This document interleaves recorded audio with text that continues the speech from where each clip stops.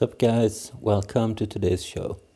So, we are coding our own file compressor. I call the project ZIP or ZZ. And last time we created the data structures and some utility functions in relation to that. In addition, we created a sorting function which can sort an array of our data structures. So the next thing is to create a utility function which searches through one of these lists. So let's say we create, it's going to return a pointer to an entry.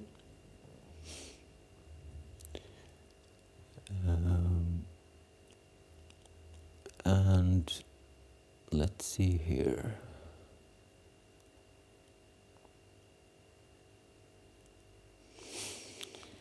We can call this AMT search, and it takes a AMT list pointer as well as something to search for. And what do we want to find? An entry looks like this. We have a block and we have an amount. And what we want to find is the block. So we'll search for the block and we will get this entire thing. So we'll put a block in here, and in 32 that is. And this should be fairly simple to write. So AMT search, we're gonna have an AMT list, which is a list. Maybe we can do this. This is the haystack, and the int32 is the needle that we want to find. And what do we need for this? We need an entry pointer, E. We need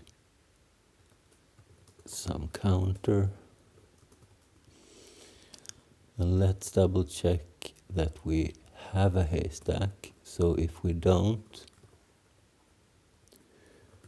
in that case we return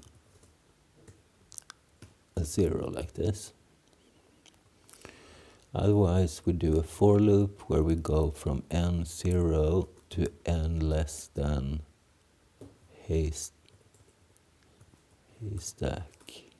length, n plus plus.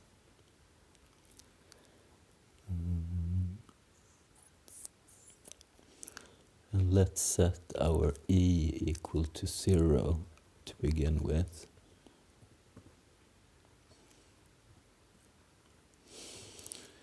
And if our haystack data at n dot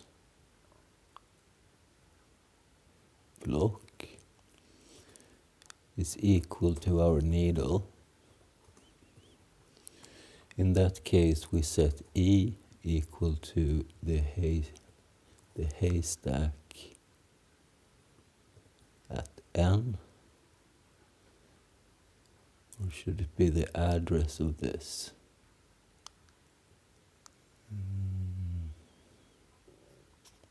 Yeah, it should be the address of this. And we break. And then we can just return e at the end, which is either 0 or a pointer to the thing we're searching for. So let's say that this old main is our main 1. Now we're gonna have an int main 2. And by the end here we're gonna have an int main calling our main 2 in this case. So that way we can create a lot of temporary mains. And I indicate this that it's temporary by putting a space in between. So int main 1, int main 2.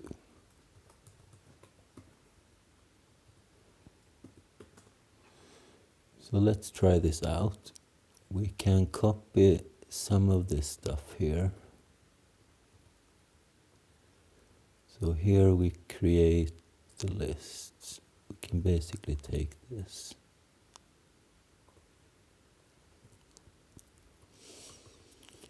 So we need the list. We don't need a new list. We need the n.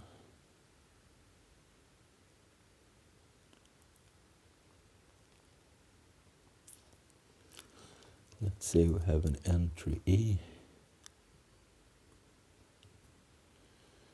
Let's say E is equal to AMT search. We provide the list and something to search for. So how do we build these blocks? We have this plus the index. So let's first try something which it can't be, which is 0x20, 1, 2, 1, 2, 1, 2. So this should not be able to be found. So if we have an E, we show that E.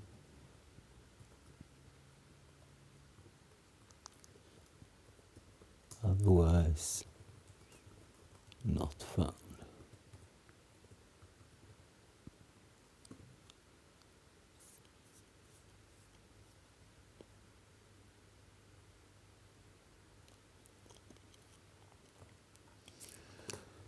At the end, we destroy the list, return 0.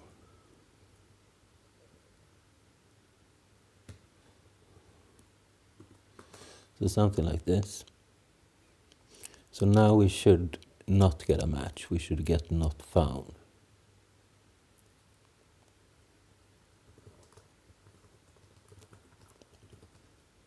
Okay, it compiled. But it did not update.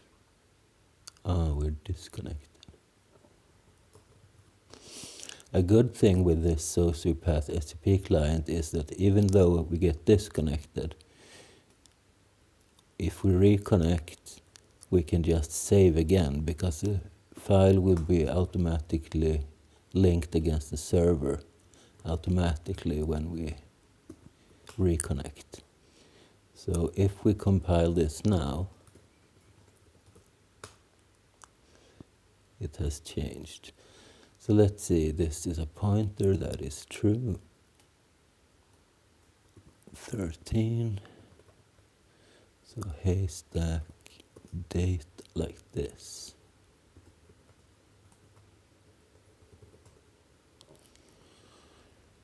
Assignment to entry from incompatible pointer type empty lists. Haystack of n. It shouldn't be haystack of n. It should be haystack data of n. So now I think this will compile. No? 14. Same here. No?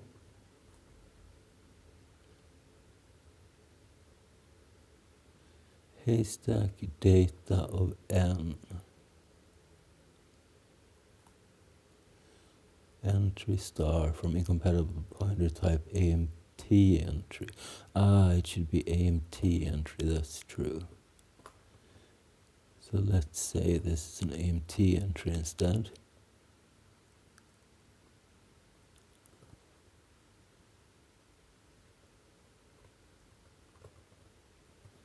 Same here. And same here.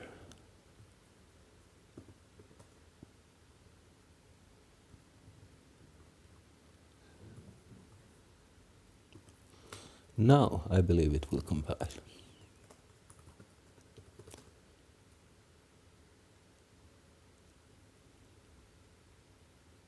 That's right, I forgot to change the 0 returns. This 2 should be an empty entry, and so is this.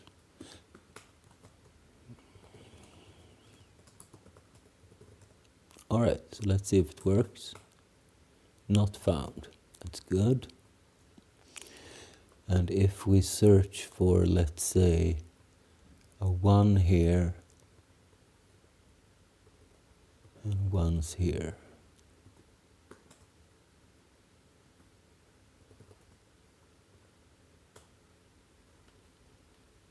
then we find this right here. All right, cool. So now we know that this works. By the way, why did it print the list here?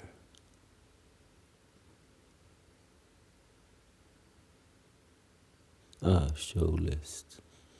We can remove that. Okay, so now we can search for the thing.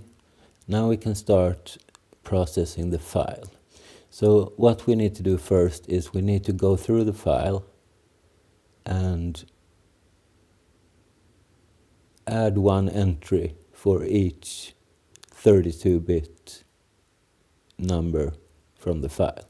So we'll go through the entire file 4 bytes at a time and process every 4-byte block as an integer. And we want to add that to our list. So we know, because we want to know how many occurrences of each thing it is. So when we find one block, we will set this empty to 1. And next time we find the same block, we will increase this and so on. And after a while, we're going to have a whole list of different blocks, and we know how many occurrences there are. And that is the first step. Before we do that, though, I want to do one more thing with this search function, because currently our search function runs once. So we sort the thing, and if it changed in any way, we return that new pointer. But if it doesn't change, we return 0. So we need a function where we go through this function until it no longer returns a positive value.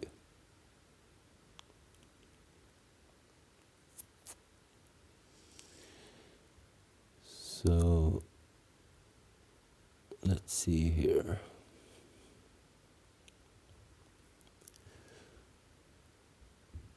We can comment out this stuff.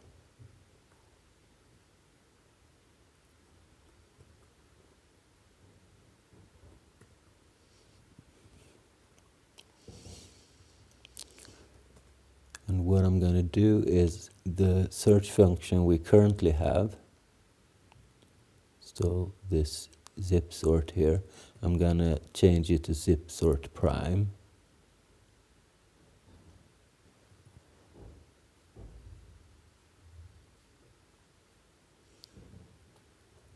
Same here.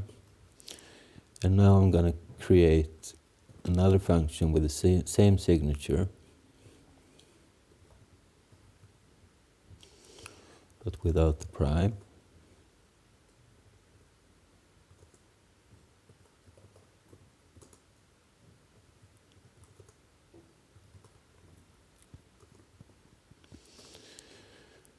And I'm going to create an empty list let's call this new, by the way. And let's call this old.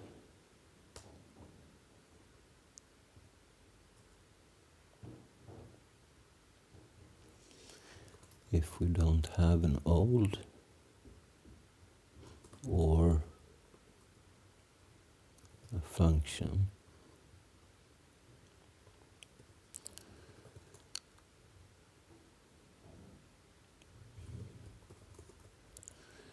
we return 0. So we try to run our sorting. So new is going to be equal to zip sort old and func.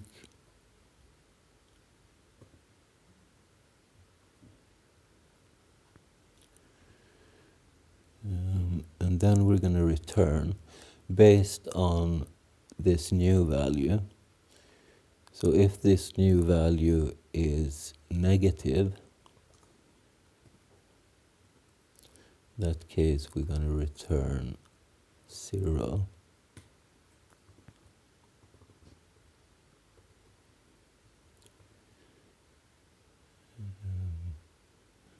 I guess we need to cast this here. No? Yes, we probably do.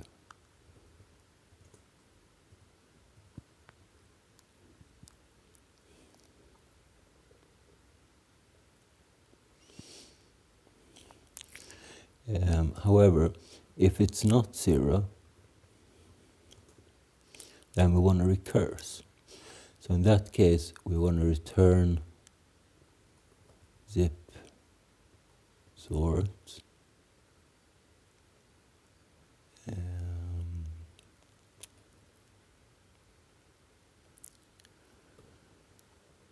we provide, let's see here,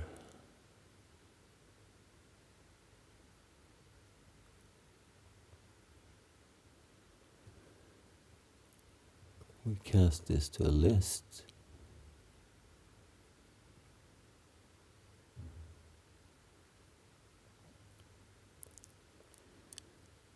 And we run this on the new list with the same function.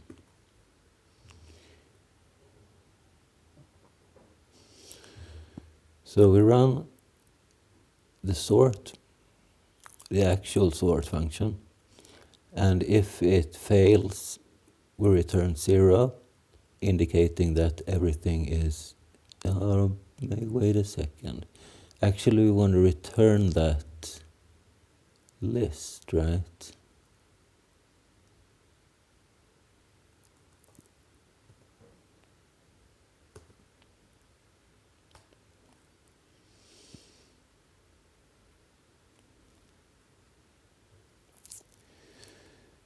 So if it fails, we want to return the old list. That's the one. Because the new list is 0 at this point. But the old list is still relevant. So the latest list in the search loop. And if it successfully changed the list while sorting, we want to try doing it again, and again, and again, until we no longer need to. So something like this. Let's see if this compiles as is.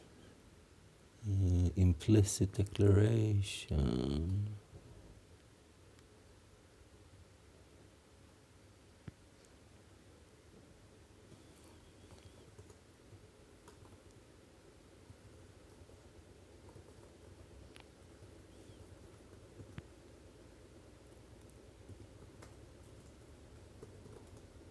All right. We need to change mains. So this is why it's good to keep the old mains. It's easy to switch between. So first we have this list, second time it's sorted. But what about, let's see, how did we do this?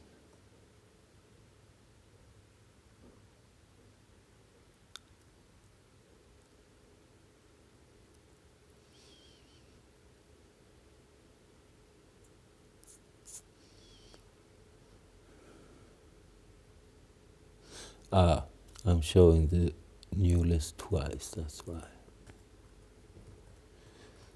But as you can see, it works. So we start out with this, but then we get a nice sorted list. And it's quite fast, because there are 69,000 entries in here, almost 70. And running this takes 0.016 seconds. So I would say it's rather effective. Okay, nice. Now what? So now we want to parse this file, which means we need a third main, and this time we need to have some arguments. We need to have an int8 pointer for the file name, which means we need to declare this as such.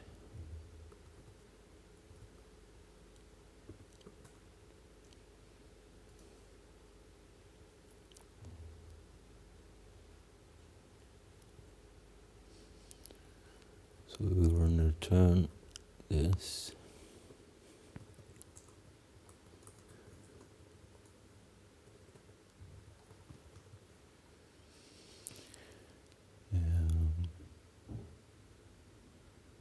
And if argc is less than 2,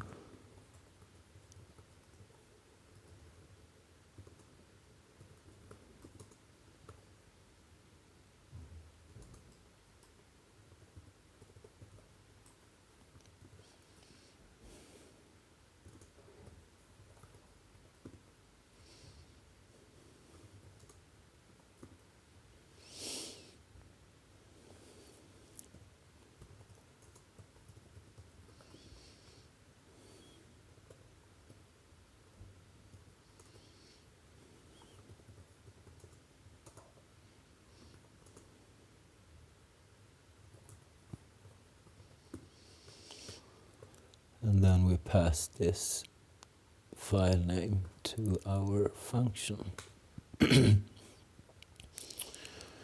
Alright, so how will this main look?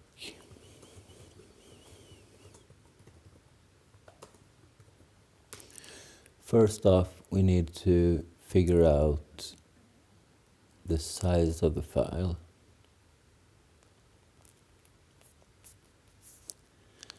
Let me just think a little bit how I'm going to structure the different functions for this stuff.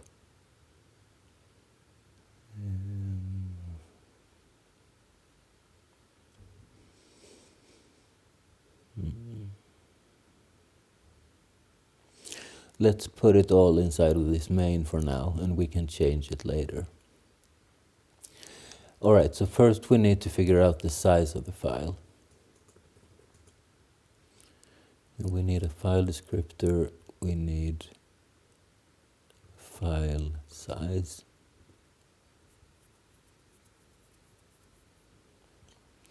And how do we figure out how big a file is? We can use a system call which is called stat, or fstat actually. This is the one we want. So we need to include this.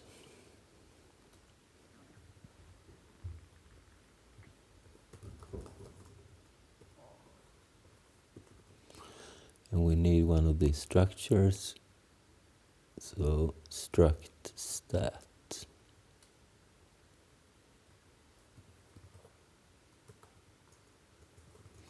Is it a pointer? Yes. No, it's not actually. So struct stat, and what are we gonna call this? sbuff maybe for stat buff. So first we need to open a file.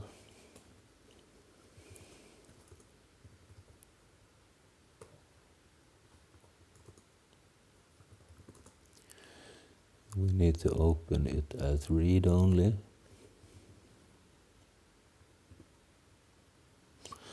And we need a signed integer for the return values.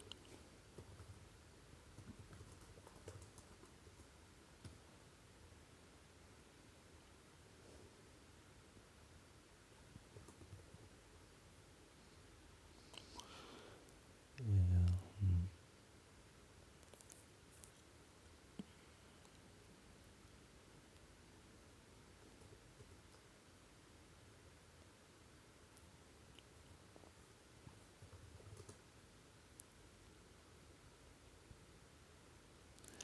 Let's say we have a fail function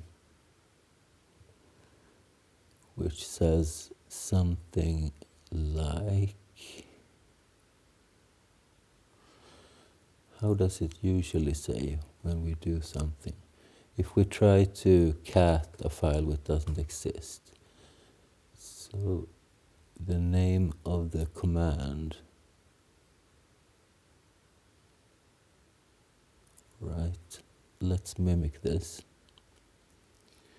So maybe we can have some global variable. I don't really like that, but it's good at this point. So let's say we have an int 8. What are we going to call this? Command name, maybe.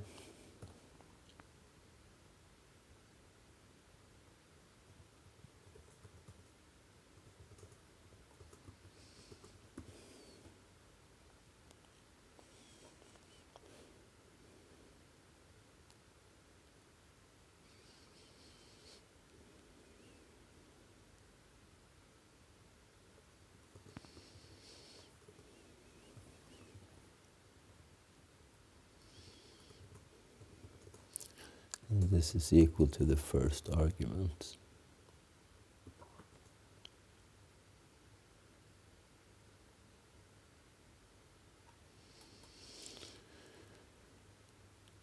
And we can do something like,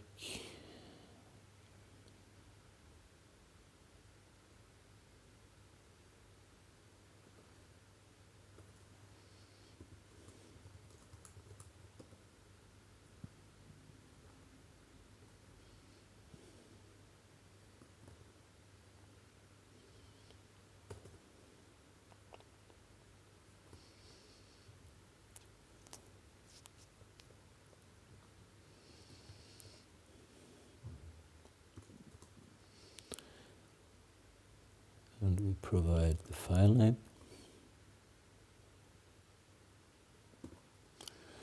And let's code this fail function.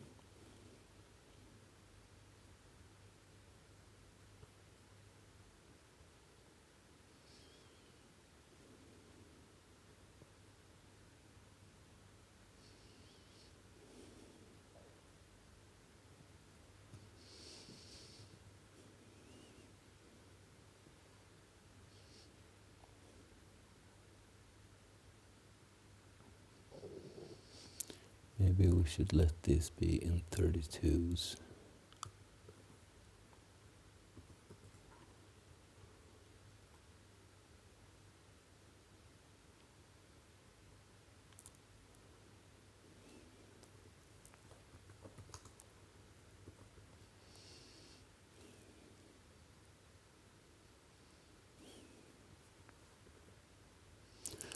So let's create a function which is called fail prime.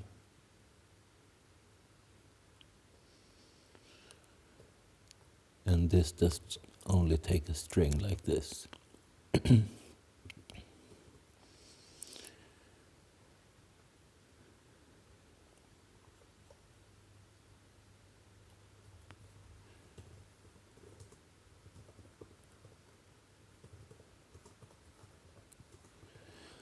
And what it does is it prints this string to standard error.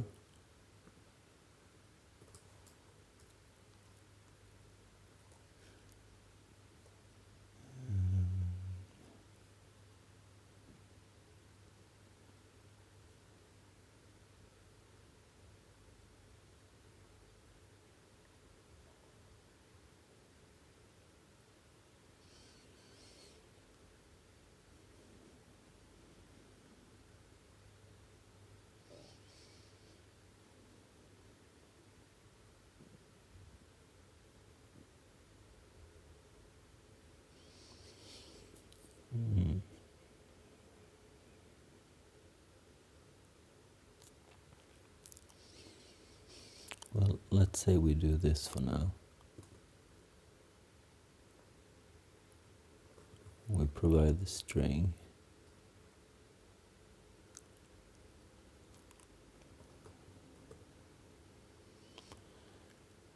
And we exit.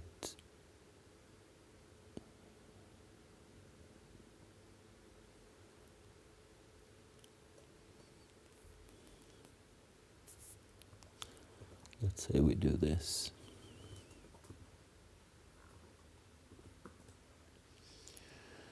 So how can we produce this string? We want to be able to use the printf style of handling arguments to make it a little bit more convenient.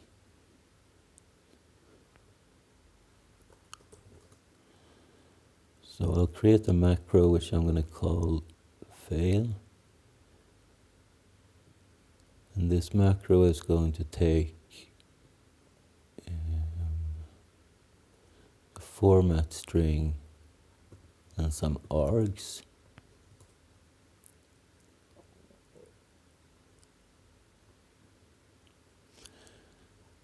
And what will this do?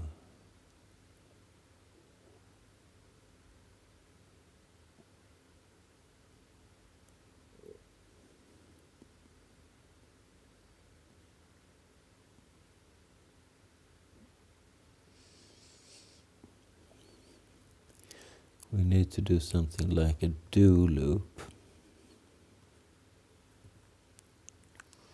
where we create a temporary buffer.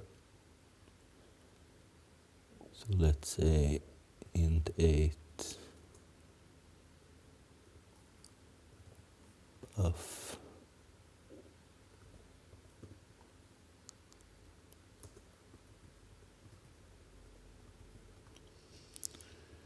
and we can use sn printf.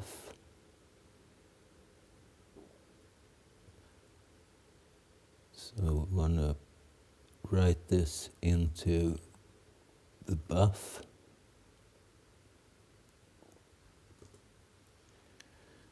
Maximum 127. We provide the format string and we provide the args.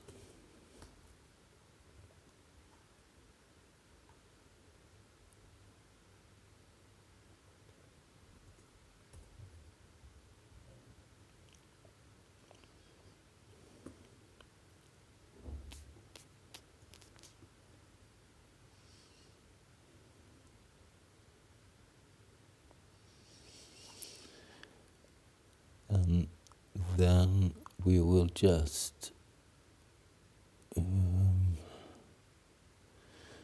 we will call the fail prime function providing this buffer.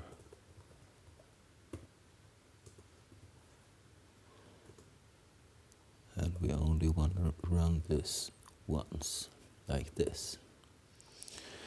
Only problem now is we can't return anything. So let's make this a void instead.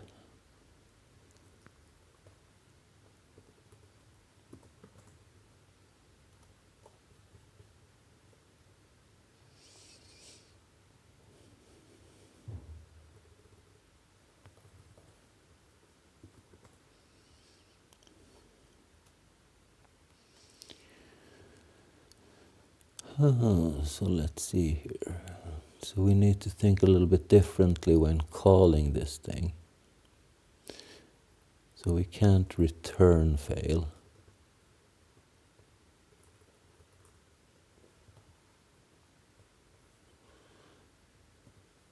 So we need to do something like this instead.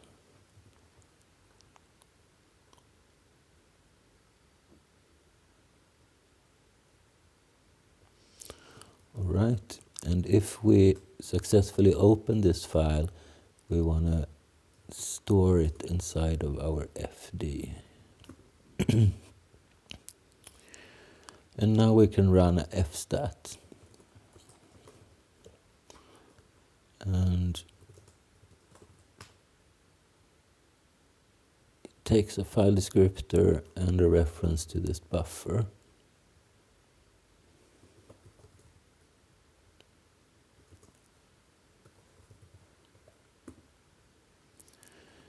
And what does it return? On success, 0 is returned.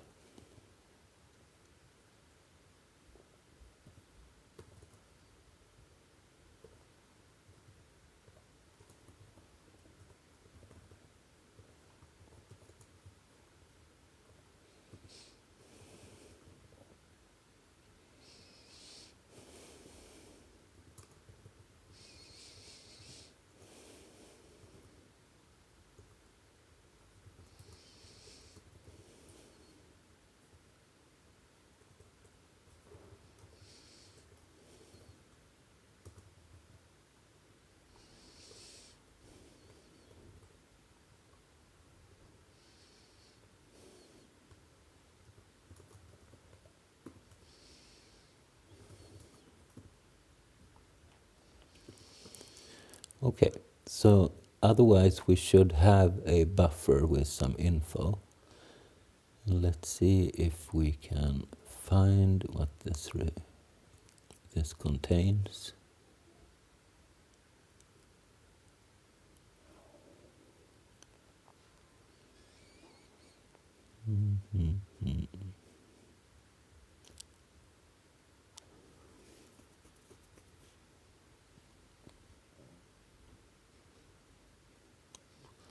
The stat structure, C3 type stat, okay?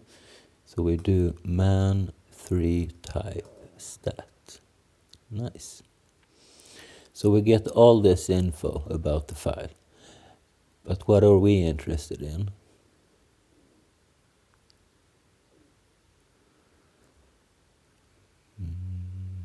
Total size in bytes. And it's delivered in an off-T structure. Let's figure out what that is.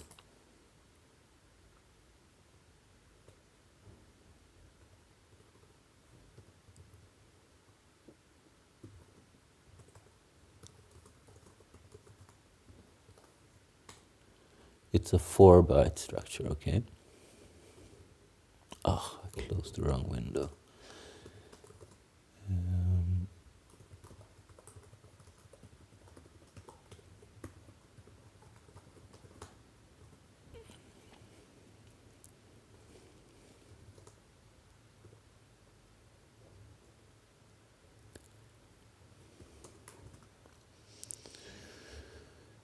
So ST size is what we want.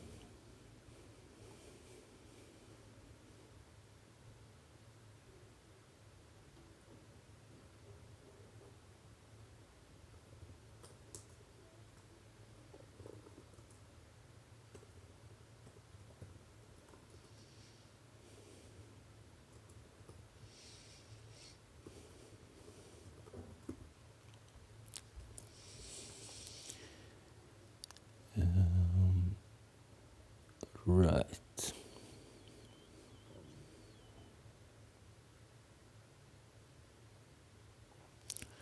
So now what? When we know how big the file is in bytes, we know how much to allocate to fit that file. But since we are working in in 4-byte blocks, we need to allocate a little additionally.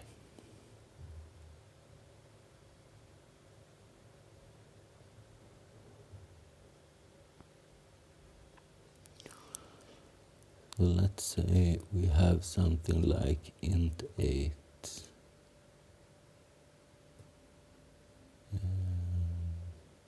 contents.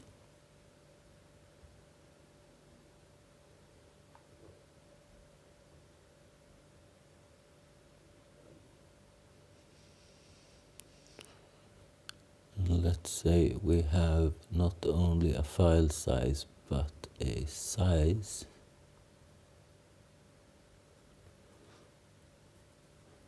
And the size we set to file size plus 4. That way we have room. So now we want to allocate for this.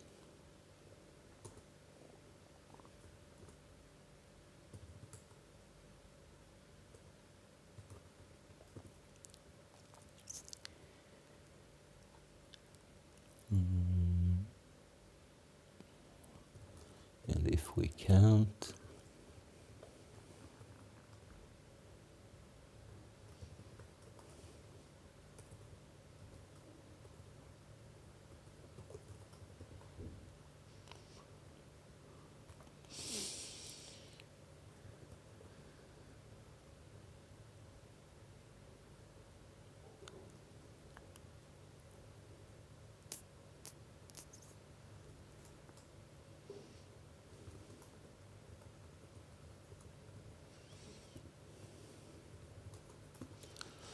something like this.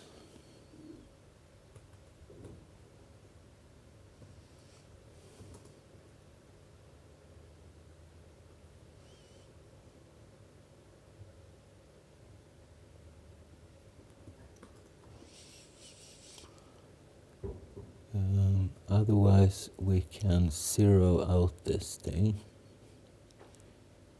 So, contents size, which means that if we have a file size not divisible by 4, we will add some zeros at the end, covering for that. And we will save the file size somewhere so we can deal with that when we unpack later on.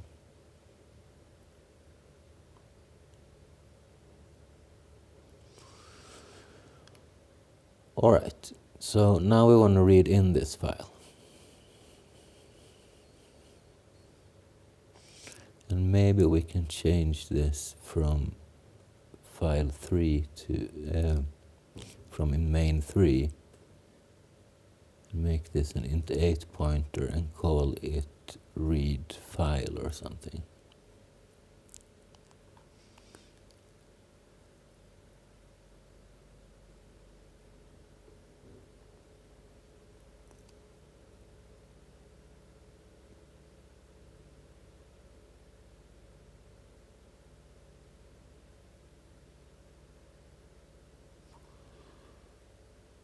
So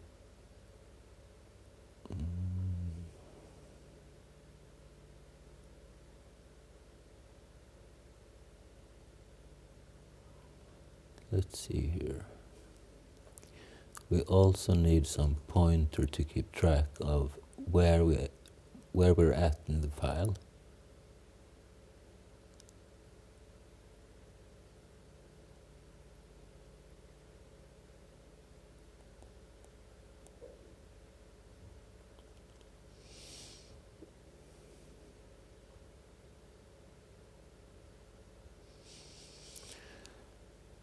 And let's do some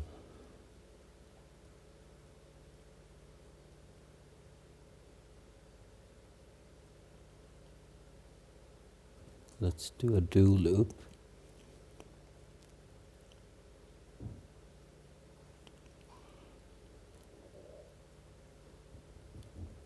Let's set P pointing towards the contents.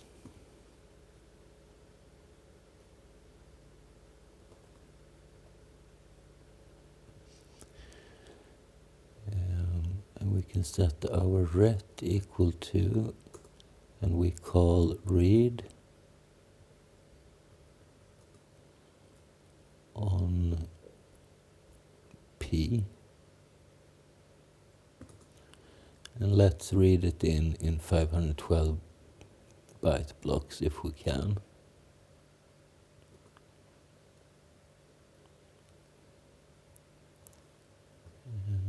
We also need the file descriptor.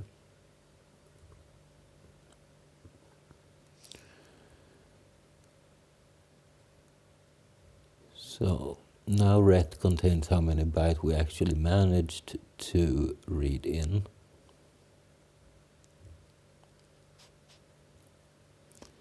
So if ret is more than 0,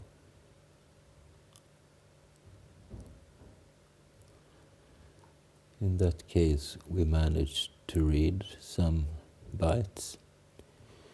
So we can increase P by that number.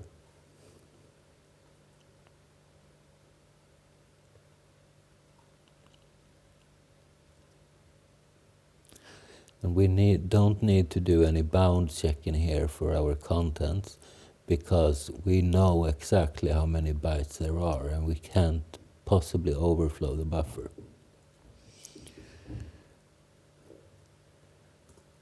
And then we do this while ret is not 0. Because it's 0 when we reach the end of the file. Maybe we can check if ret is less than 0, if some error occurred.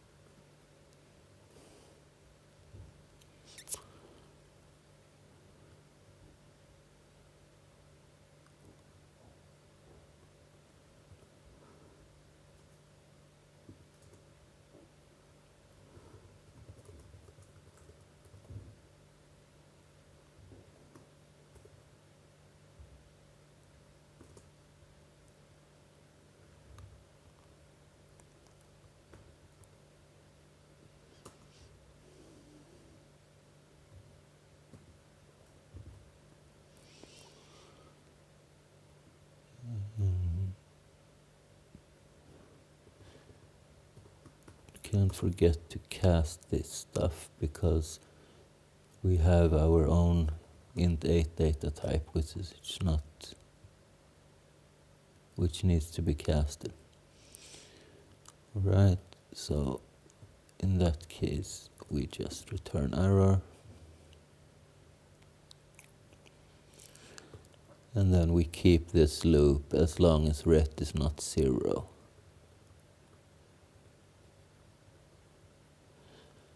And then we have read in the file, which means we can close that file and return the contents.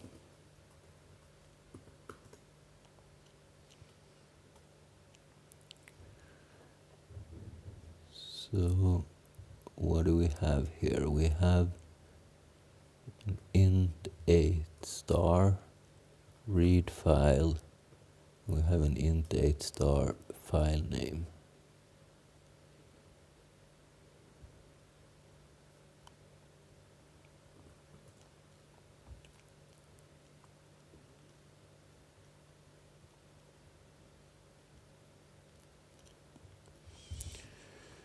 Let's create another main3, since we renamed this to read file.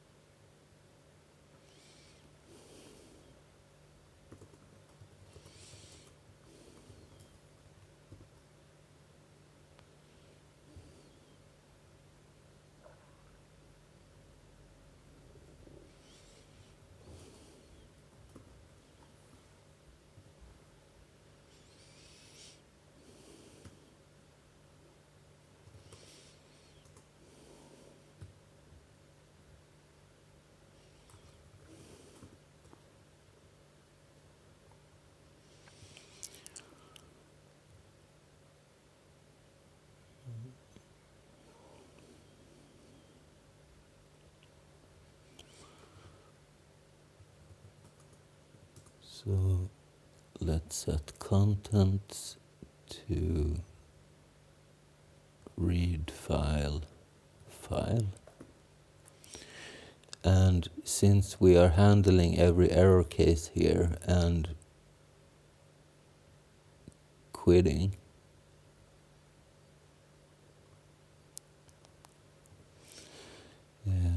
we don't have to care so much about error return values, because this will always return a proper buffer.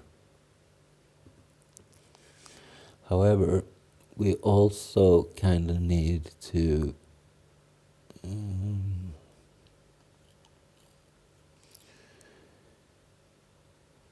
store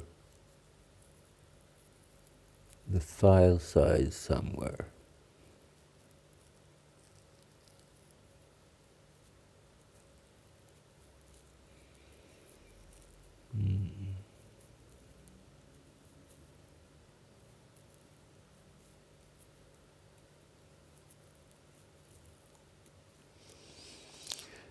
And maybe some other stuff.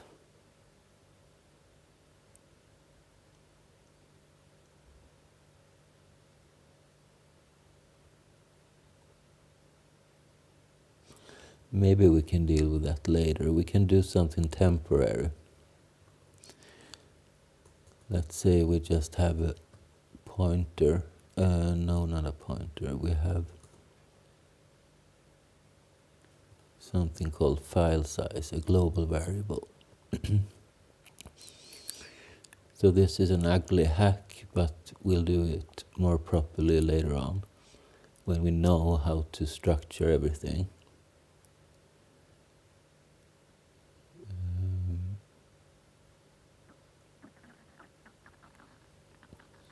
So here we'll set the global variable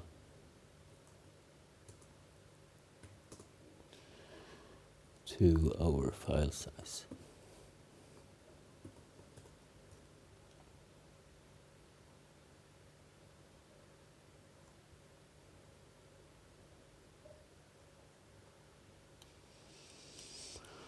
Alright, so now we're able to read in a file. By the way, we need to have an upper bound how big files we are going to accept.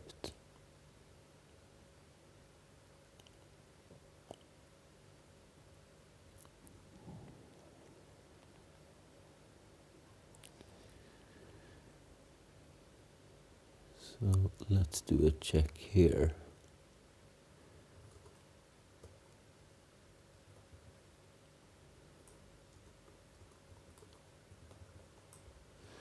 So we have some constant max file size. And if we reach that, we want to abort.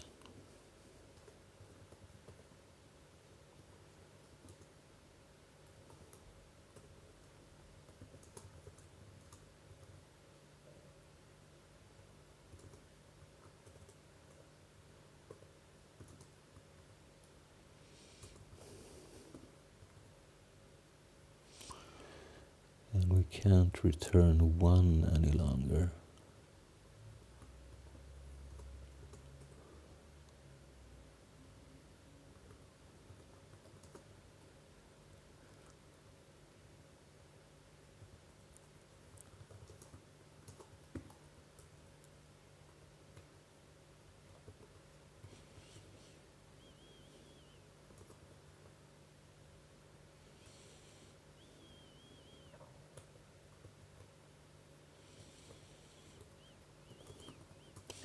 Since we changed the return type to pointer.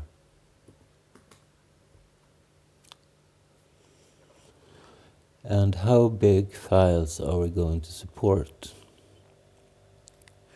Well, our data structures are 32-bit in size, so the maximum is something like 4.3 billion. So maybe we can set an upper limit at 4 billion bytes.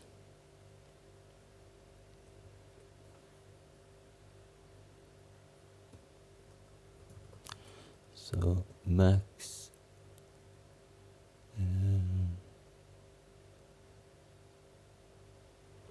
max file size,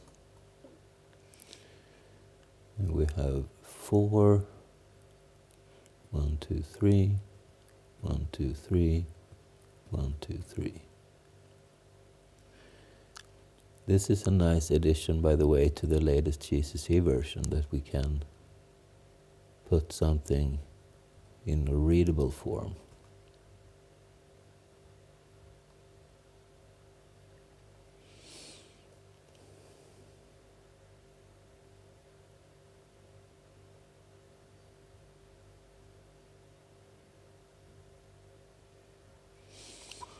All right, great. So now we have read in the file and we know that it's the proper size. Now we're going to want to go through this file 4 bytes at a time, and we want to get a list back, an AMT list. So this kind of structure.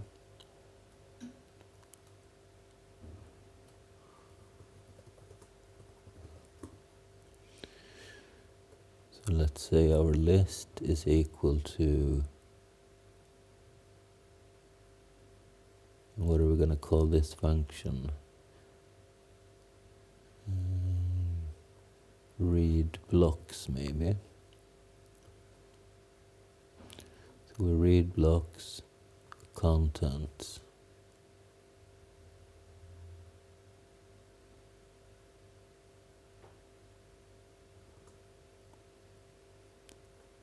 And the file size.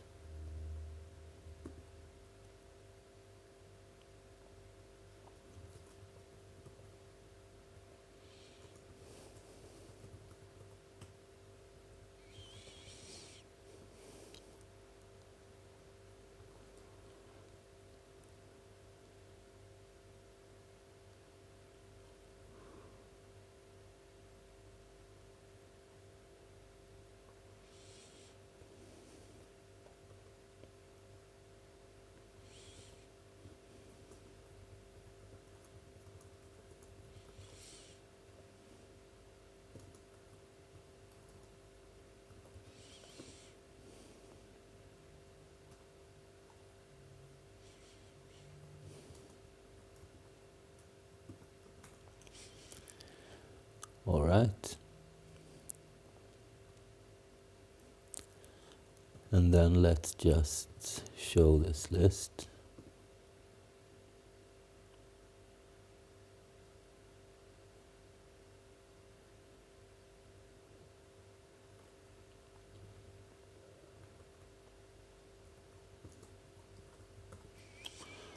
And then we'll sort it. So we set our sorted to zip sort of the list and a sorting function. What did we call that?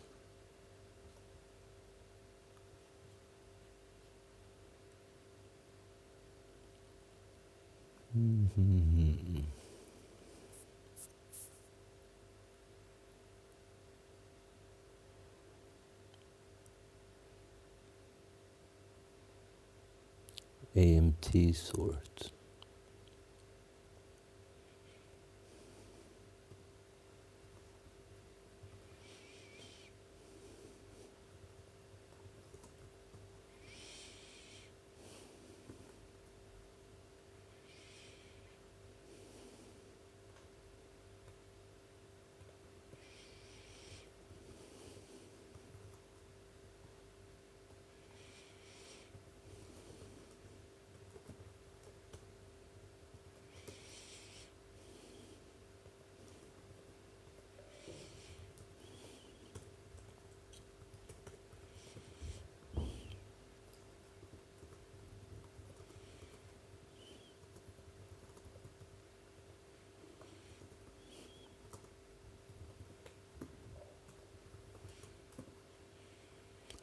And then we just show this sorted list.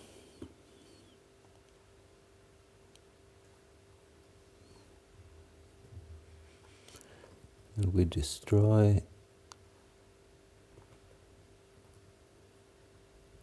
sorted list. We destroy the file contents and we return 0. So this is just to see that all our functions work. So the only thing left before we can try this out is creating this read blocks, which shouldn't be too difficult.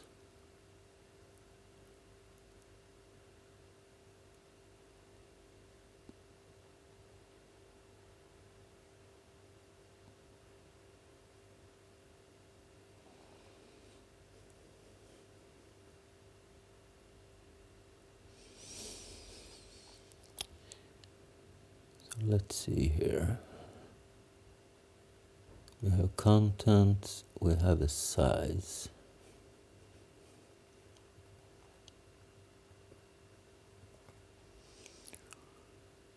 And we want to return an AMT list.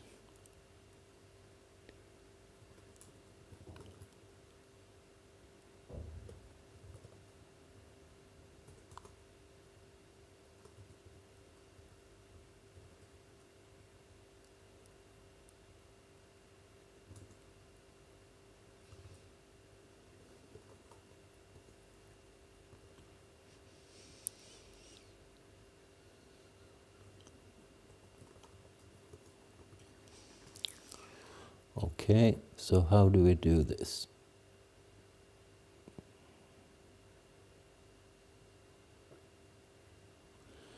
We need to have a 32-bit int counter pointer.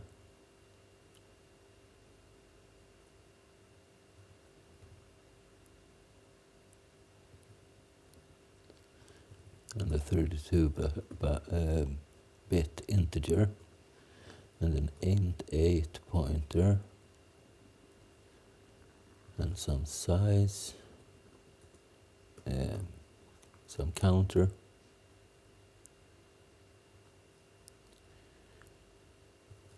And if we don't have any contents or size 0,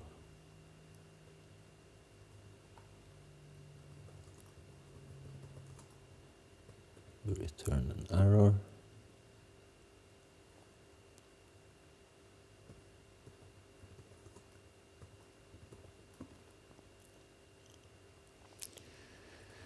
So we create the list first. So make empty list.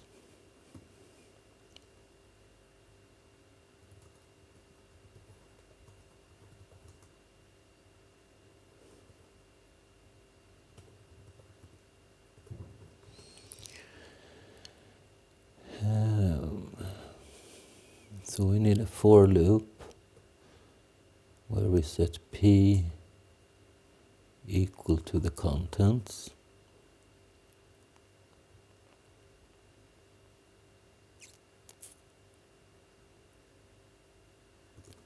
We set n equal to the size.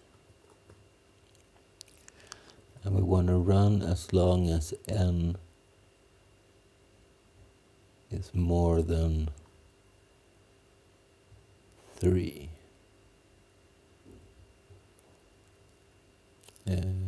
3.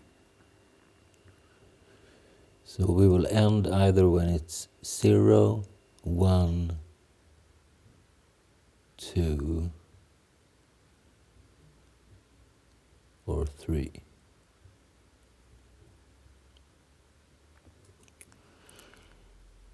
At each iteration, we want to increase p by 4.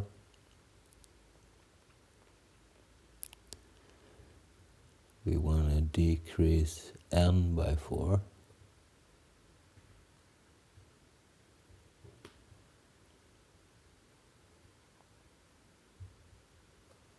Yeah, let's do it like this.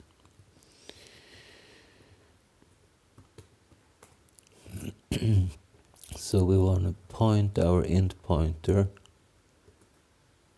to whatever P is pointing towards. And our integer is going to be our int pointer dereferenced. So we take out 4-byte integer from the current positioning file. Now we want to add this to the list.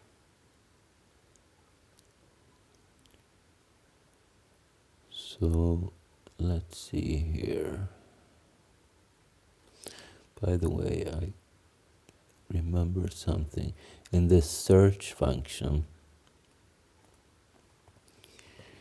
if the haystack length is 0, in that case we want to return an error.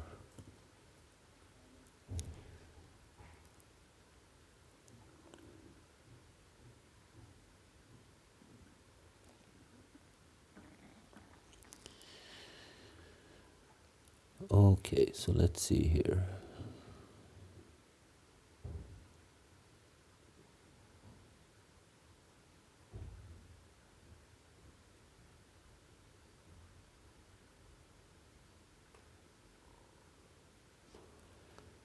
We need an AMT entry E.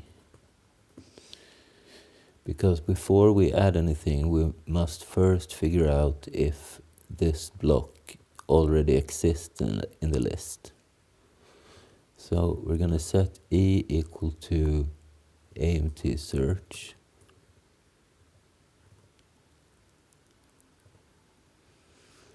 And we provide our list. And the needle is going to be our integer.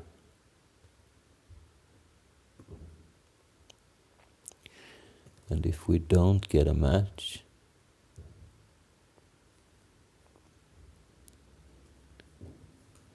then we want to add to the list.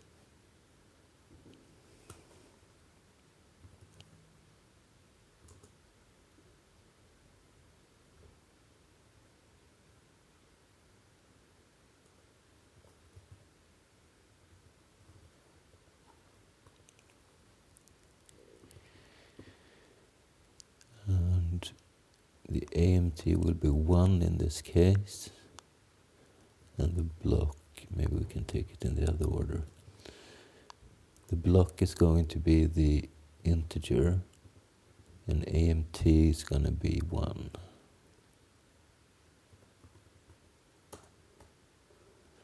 As a 4-byte integer.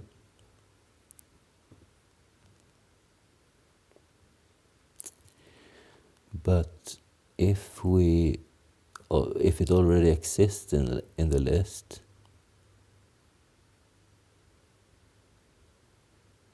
we want to modify it.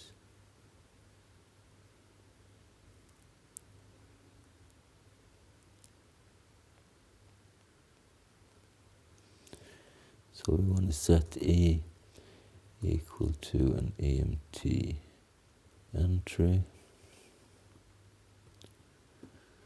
where the block is the integer and the AMT is the current E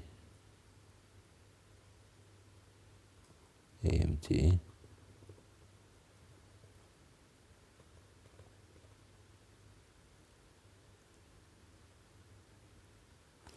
Maybe we can just do this. So we take the E AMT and increase it.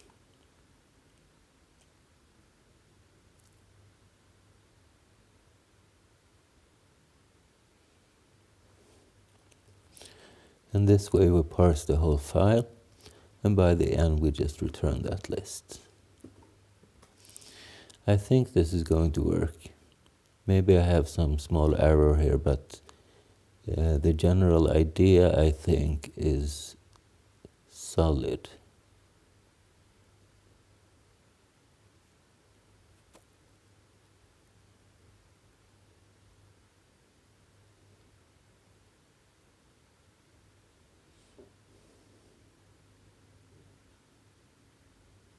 Yeah, I think so.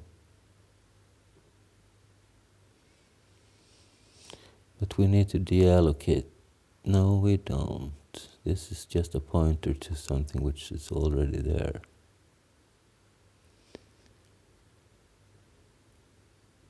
So I think this is all right. Let's see if we have any bugs. Okay, I got disconnected.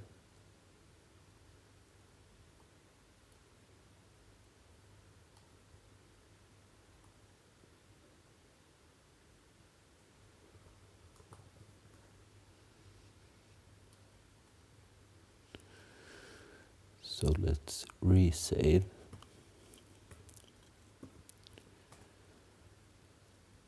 Let's also add a signature for this read blocks thing.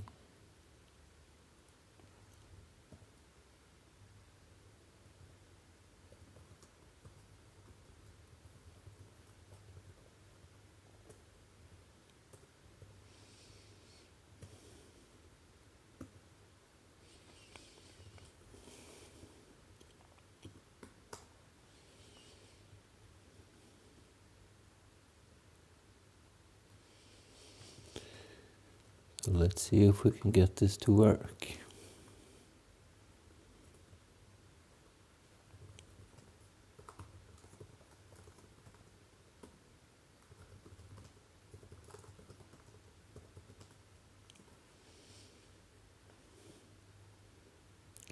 Statement with no effect. 41.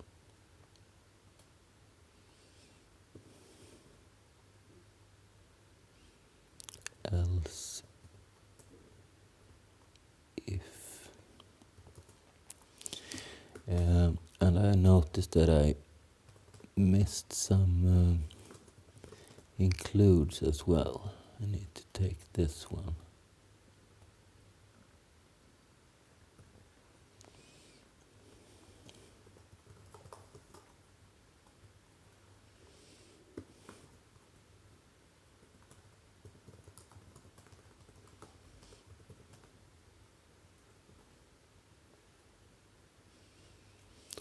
Conflicting types for fail, void, int 8, void, unsigned,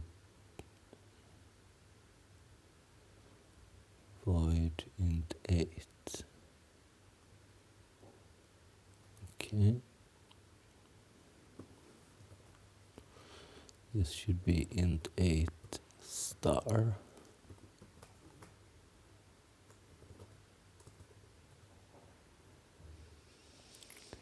Conflicting type for main, int void, int 32 void.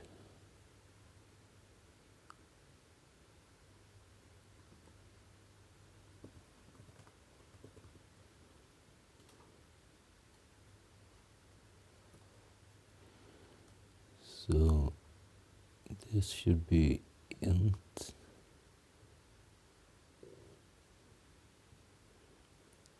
Here we'll have int 32, int 32, int 32.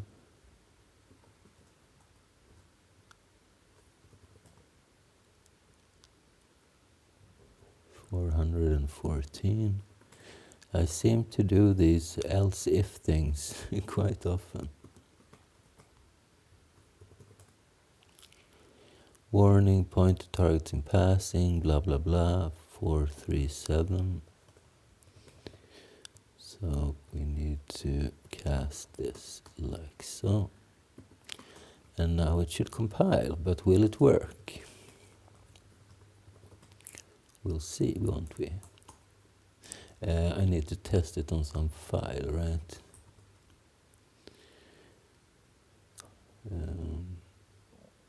Preferably some relatively big file. Let's read some random data first off. So we'll take it from new random to some temp file, block size 512, count, actually let's say block size 1 and count 5,000.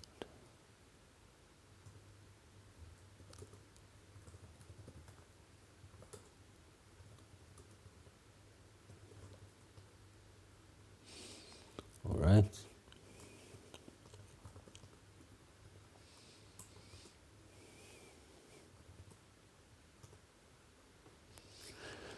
Okay, so we read in 1250 different integers, and 1250 times 4 is 5,000, okay? And our list looks like this.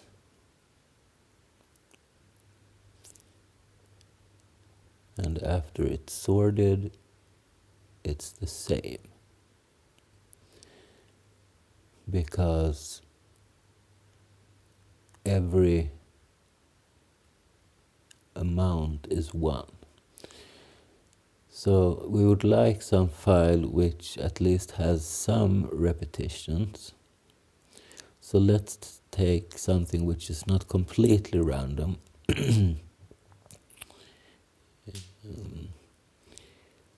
But let's say something like a program, like the LS program.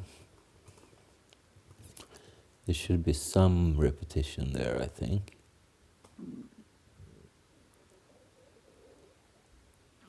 22,000 entries. And now we're sorting.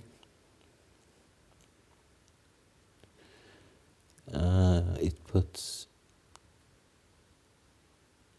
the ones in top. Actually, I want to do a reverse sort.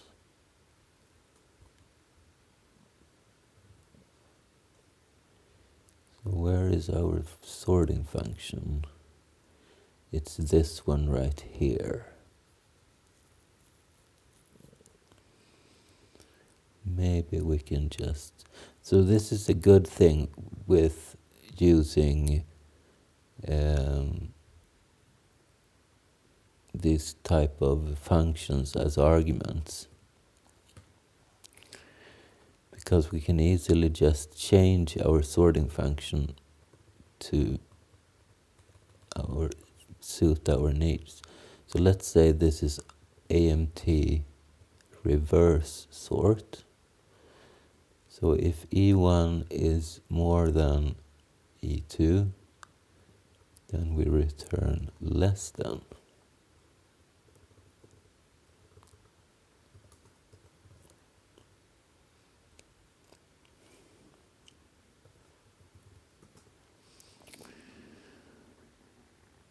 And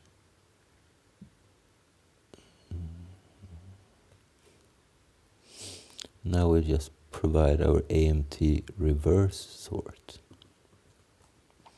Easy as pizza.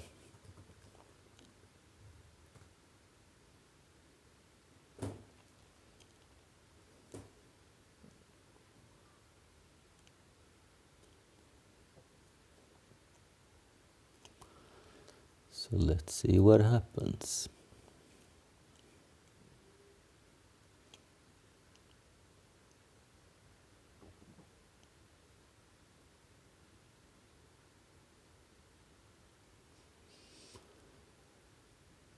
Takes a little bit longer now. I guess it's because they need to push everything to the top.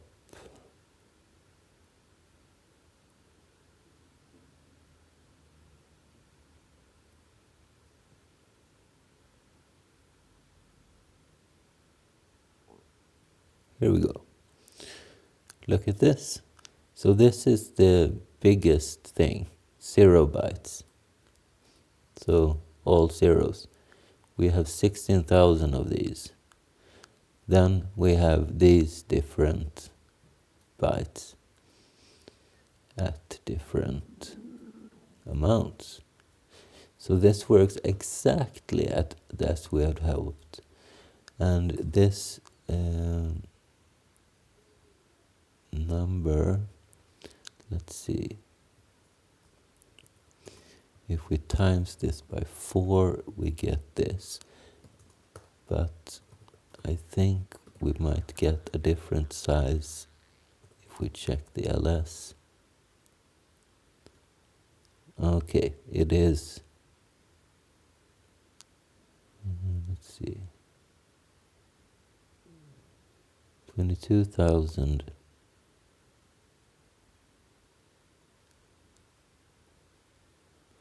times 4 is this. But this file is 162.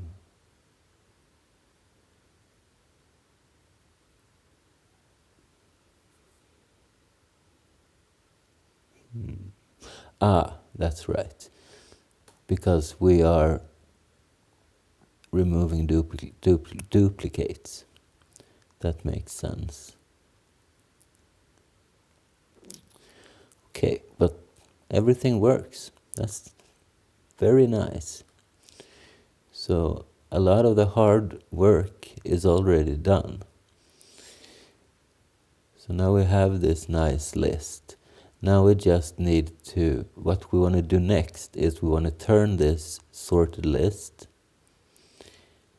and we want to, let's see here. We want to take everyone which is unique, so only has a 1 here as an amount. We want to remove them from the list and put it into their own list. A unique list of sorts. And then we want to take as many of these as we can, the ones with the highest amount number, and we put them in another list. And this list will have a 12-bit index. So we're going to have 4,192 positions. And these are the ones which we will be able to compress the most. And everything which doesn't fit in this, we will put in the first list, the one with the uniques.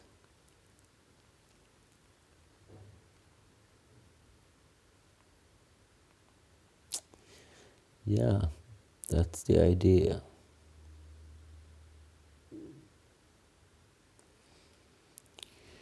So that's what we will continue doing after the break.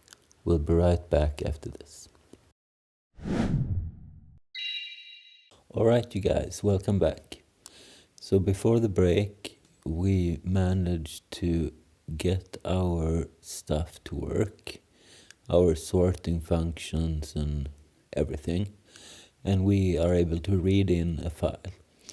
I want to make a change though, because currently we have a very big max file size, and at time of development at least I want to use a slightly smaller one, and I'm going to explain why a little bit later. But if we take 65,536, we divide it by 2, then we take this value. Actually, we take 1 less than this value, and we times this by 4 bytes. So this is the upper limit.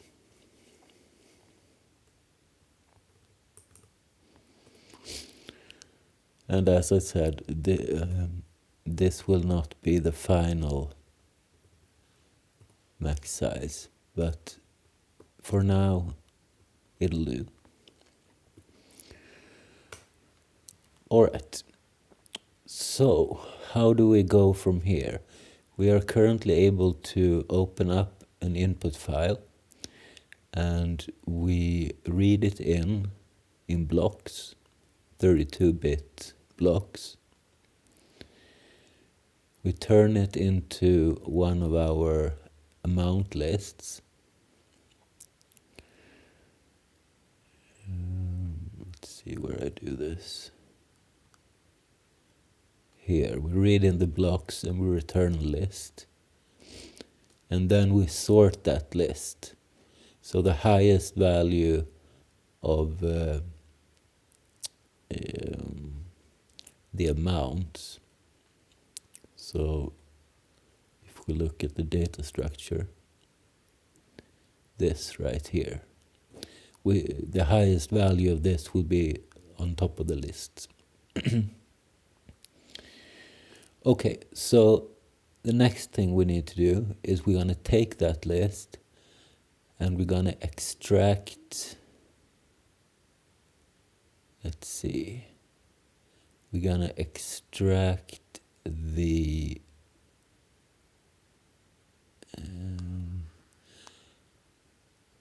top, let's see, 4,000 or so. And we're going to put them in another list. So let's first define the data type for that list. So let's see here how we do this the best way. I would like to be able to reuse this type of structure, this dynamic array construction, but they will not contain AMT entries, they will just contain the blocks. So we don't actually need to make it a dynamic array because it's not, we know how big it is. It's not going to be bigger than 4,000. Might be less though.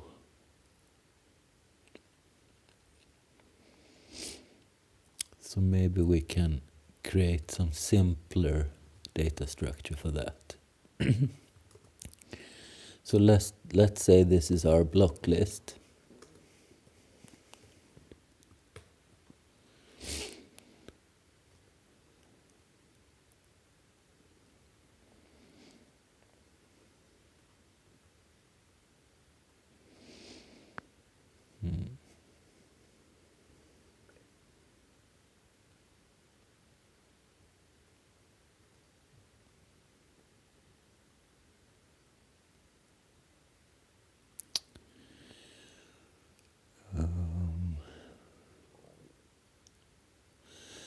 Maybe we don't actually. Let's just do a regular array in this case. At least for now. Maybe we want to do something else later. So let's see. We want to have an array of blocks. So let's say we have this. We also need to have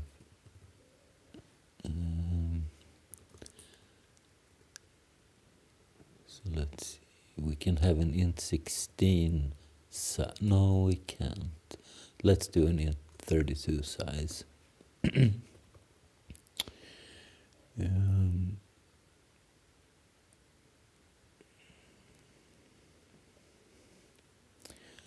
Or let's break that out into a function. So we sort this list and then we set blocks equal to, and what are we going to call this thing?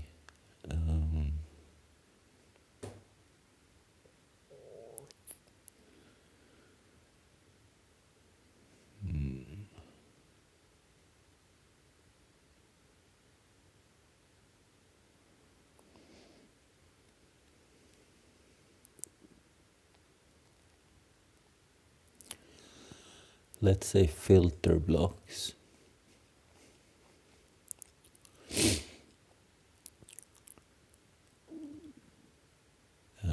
take our sorted list as input.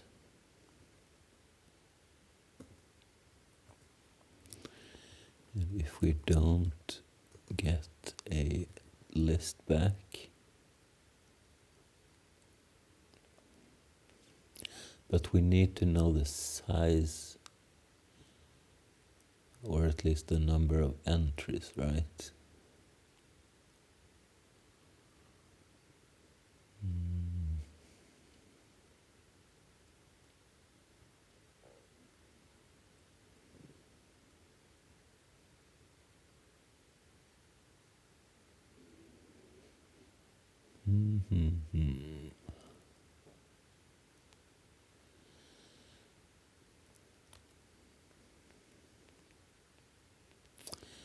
So maybe it's actually easier if we do like I said before. Let's create a block list, and we might not need a capacity, but we do need a length. And we can make this an int16 since we will not have bigger indices than that. And then we have a list of int32s, which are the actual blocks.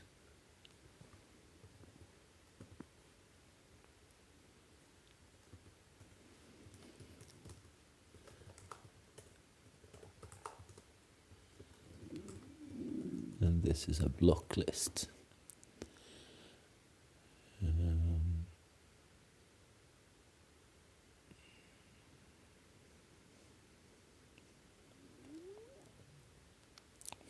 Yeah.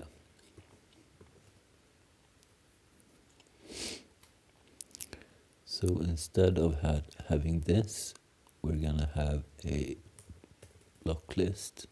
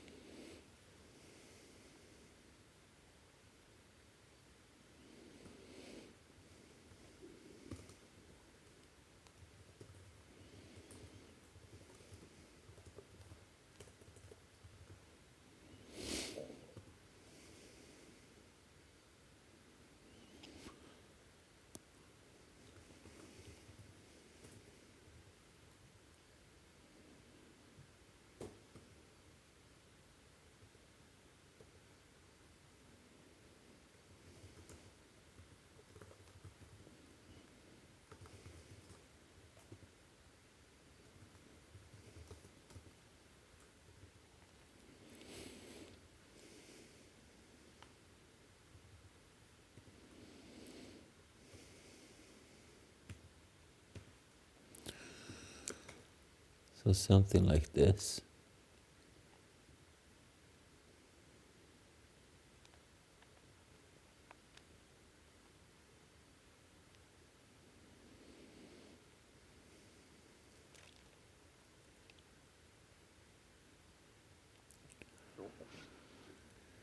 And let's give an argument where we start this filtering process.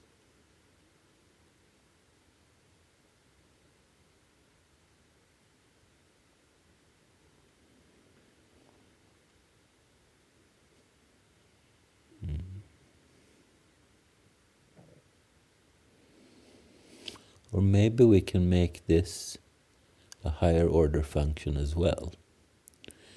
So we can filter blocks based on different criteria. And we provide a function here which decides the actual filter.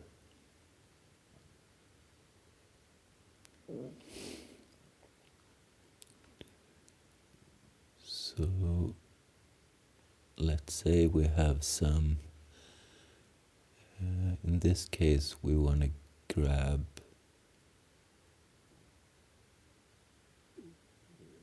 Um,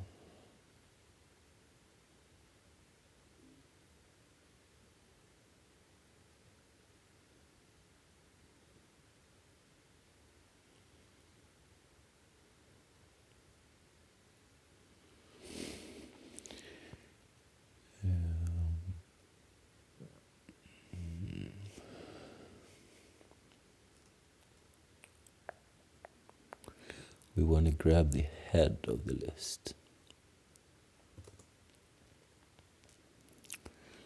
And let's provide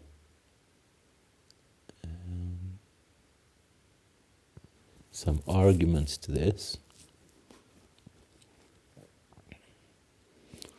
So let's say we want to start at 0 and we want to end at maximum 4195. So 12 bits.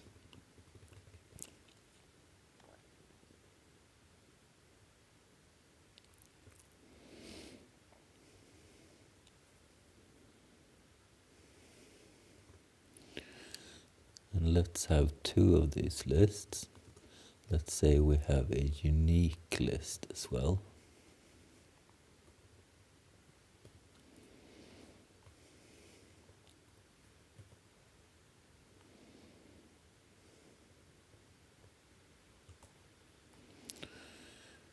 So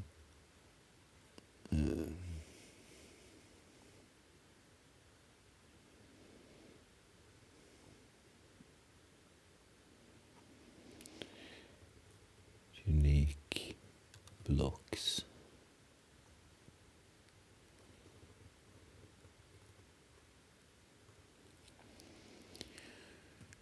So unique blocks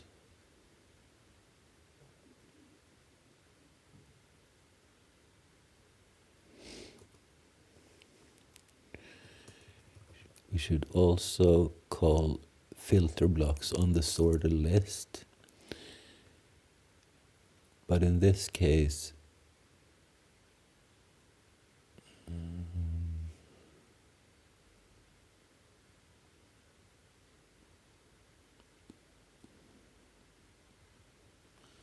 we want to take the tail.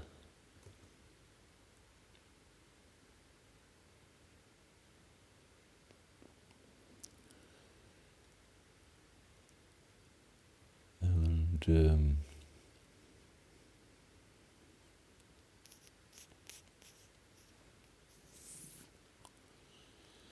let's say we want to stop at well, where they intersect. So where the block's length. So if this list returns 5 entries and we have a 15 long list, this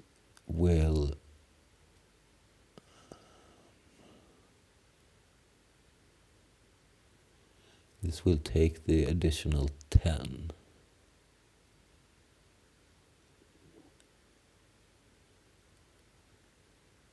So if the block's length, this is 5. So when we take the tail, the second argument needs to be smaller than the index. So if we don't have blocks, or if we don't have unique blocks, we fail. So let's try to write this filter blocks function. And let's first define what a filter function is. So it's going to return a bool. So are we going to keep this in the list or not? And this is a filter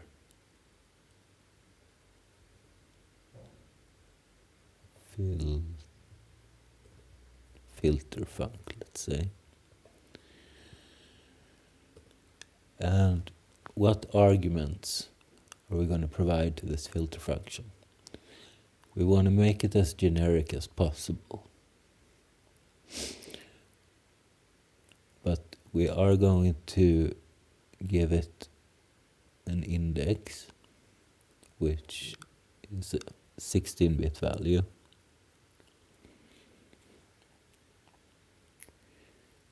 And we need to give it a block.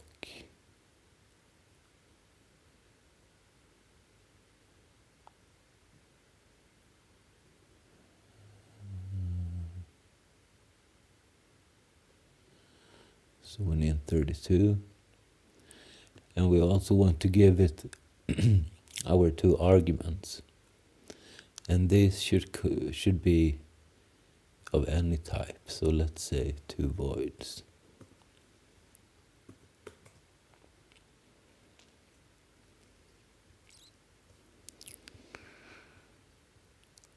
So let's define our two filter functions.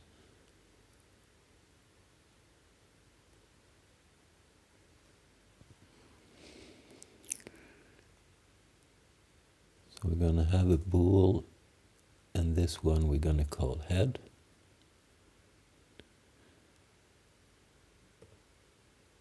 And this needs to have the same signature.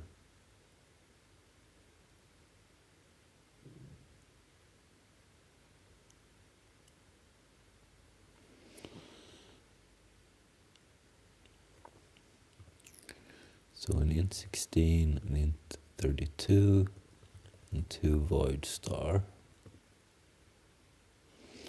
Maybe, I'm not sure if we need to cast a void, but let's do it just for the sake of it.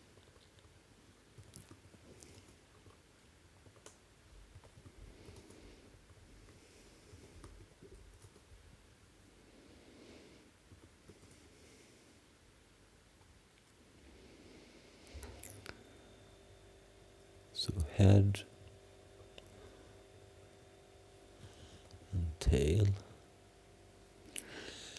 And we also need to have the actual filter function. And this is going to return a block list pointer.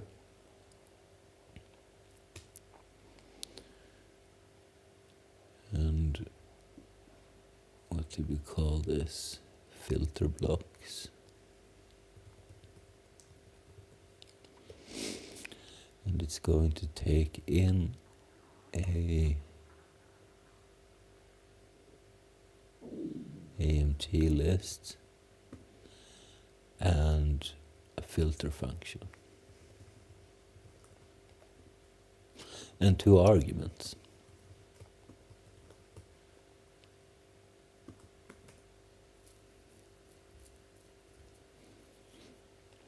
All right. So maybe we should start creating these head and tail functions.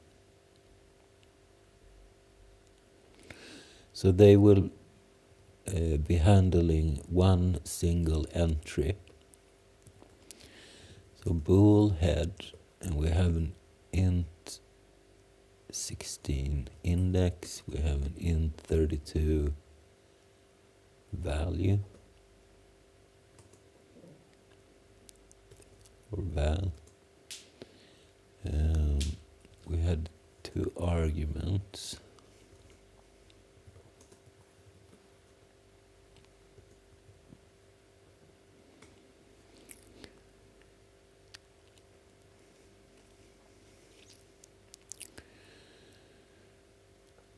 So let's see here.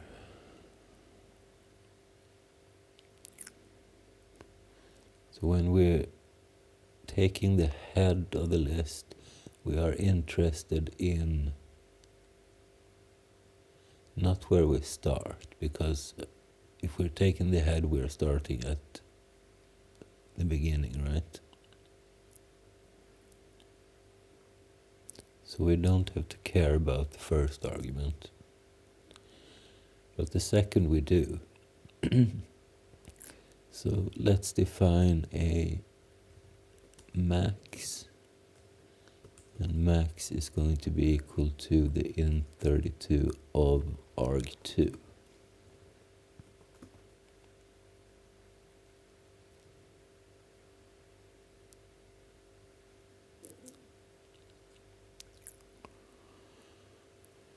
And if the index is more, we can do this. So if index is more than max, then we return false, otherwise true. And this is it. So we can copy this and make our tail function.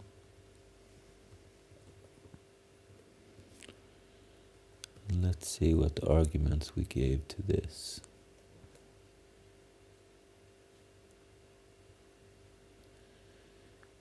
So a 0 and the block's length.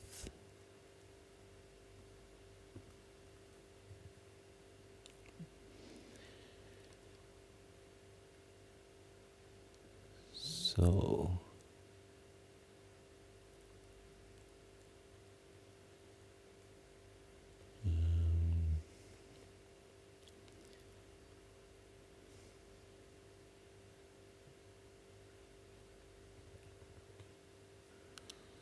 so let's see here. If the index is more than max,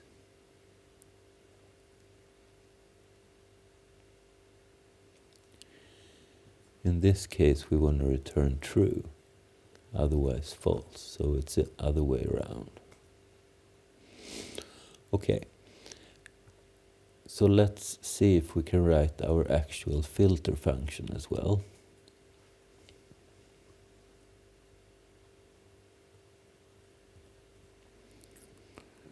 So this is going to return block list, filter blocks. We provide an AMT list.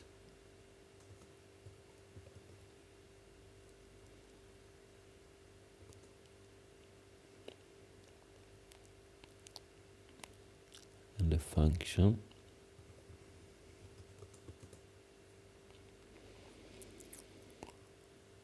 And 2 arguments.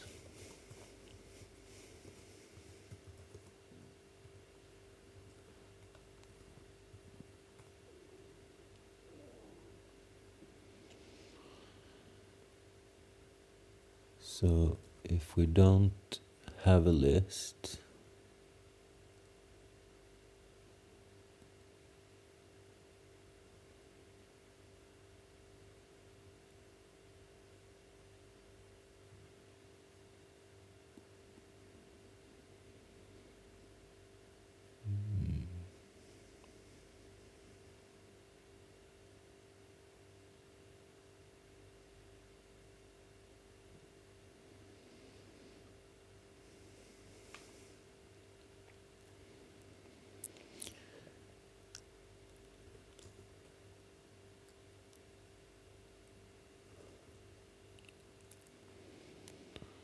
in that case we need to return an error.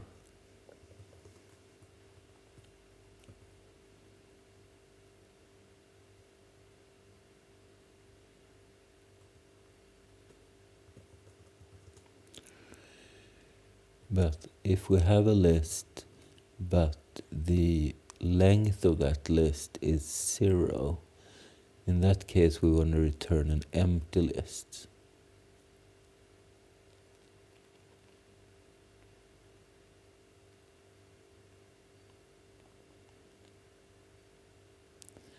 I wonder what happens if we do something like this.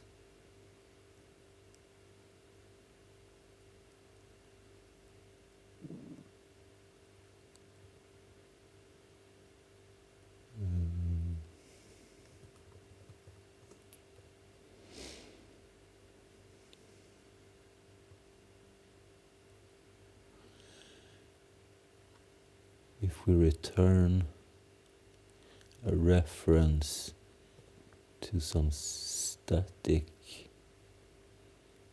thing, which is a zero length struct. I'm not sure if this is possible, and I'm not sure how it allocates this memory, if it's available outside of the function, but it's an elegant solution. I want to at least see if it works.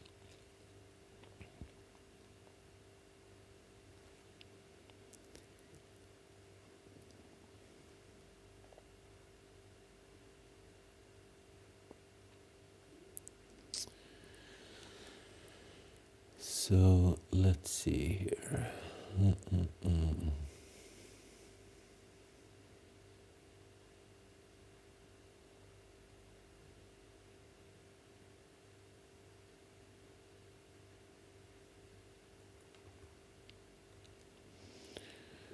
We need to have a block list pointer.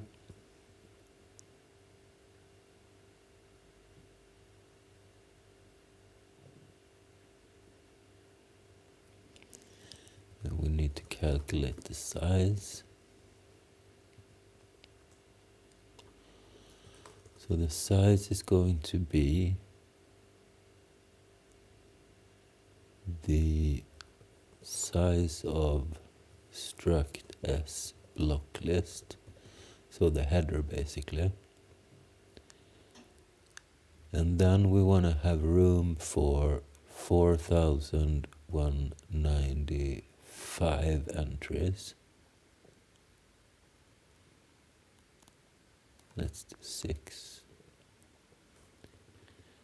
And this we need to times with the size of an int32.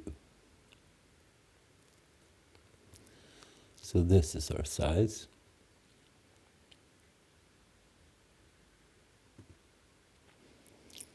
So we allocate for the maximum size for now.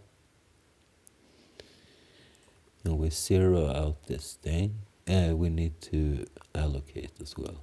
So P is alloc size. And if we don't have a P, we return error.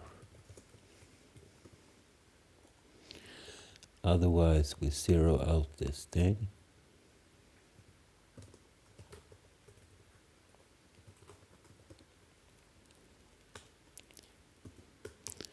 And now we want to fill it with data. So we need to have some kind of int16n. And we do a for loop where we set n to 0 and less than the list length. And for each iteration,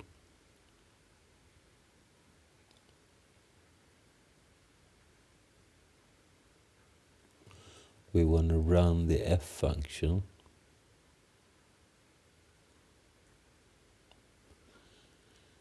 And we want to provide the index, the value.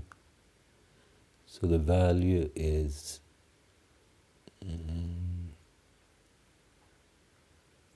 let's see here. The value is the list data at n.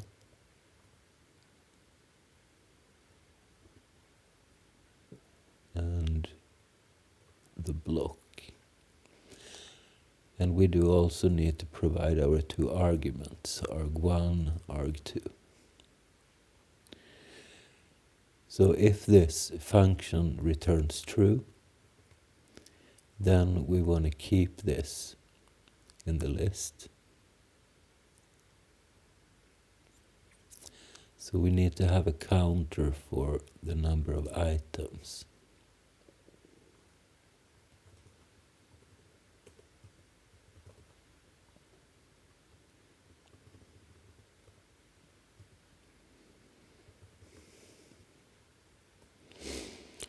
Which is 0 from the beginning.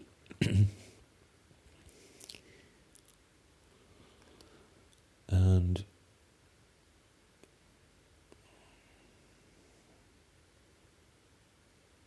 we want to set the block list, which is P, blocks at the current number of items. This should be equal to the list data at n and the block. And then we want to increase the number of items.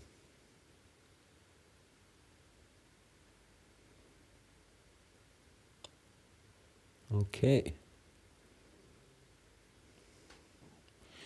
And if this function returns false, we just continue. So by the end here, we know how many items we have. So we can take our P length and set that to items.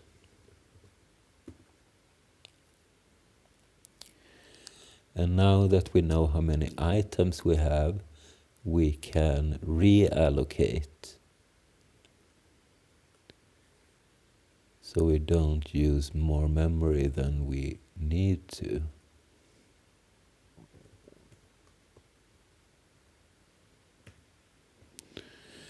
So the size in this case would be the same, except this number is going to be equal to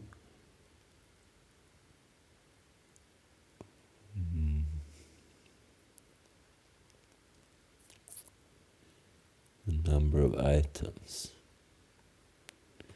And P is going to be equal to R alloc. We need to cast this to block list. And R alloc, I never remember the order of arguments. So let's check realloc, which is what it's calling. Pointer size. So we have P and we have the size. And this, I think, we need to cast to an integer, or do we? R alloc. No, this casts it for us.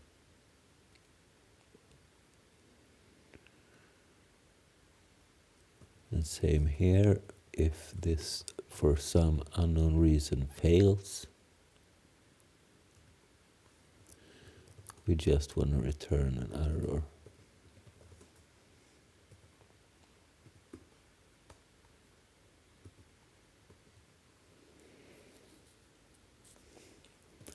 Otherwise, we return P. Quite elegant. I hope it works.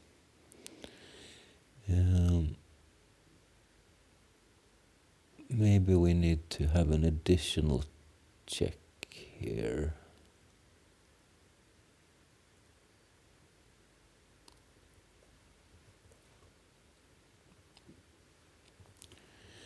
Because we need to make sure that n is less than 4,195.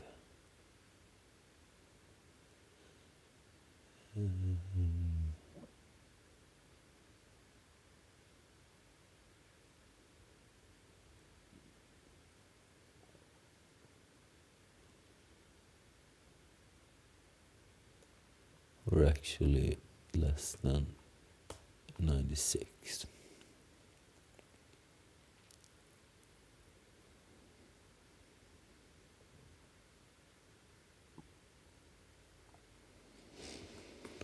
Okay.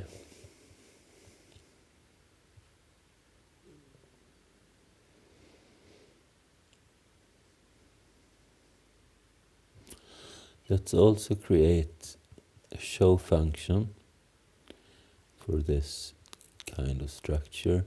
So let's check out the show AMT list. And we can copy this code right here. And this is show block list.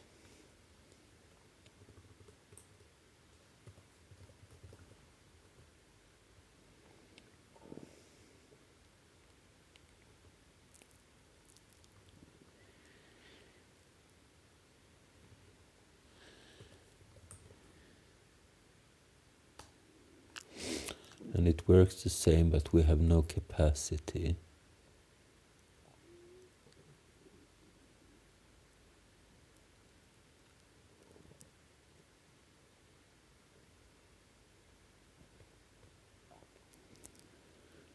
And let's print the 10 first in entries.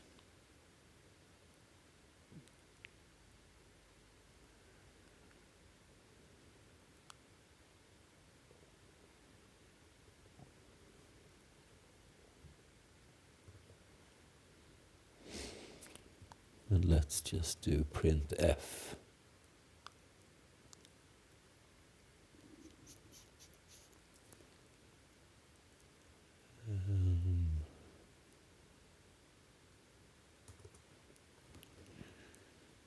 So index blah blah blah equal to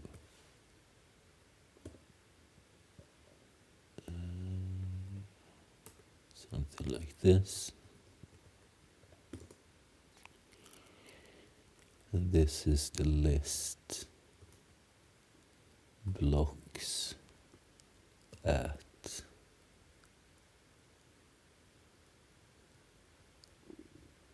n.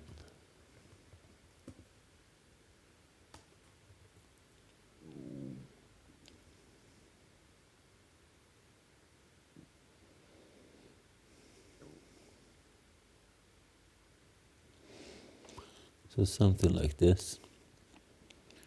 Let me just double check one thing.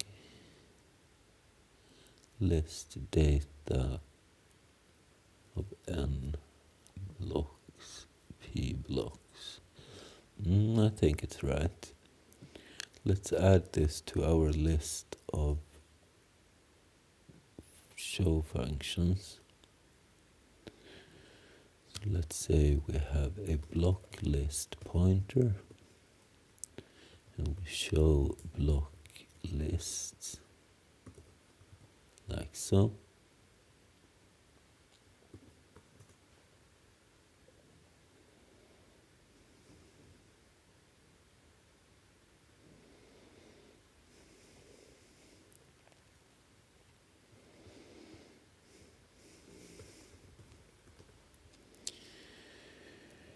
So when we have created these two, we can show both of them, blocks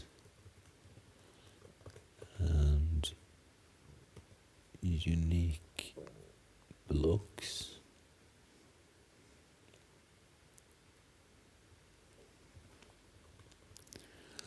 And let's also destroy these.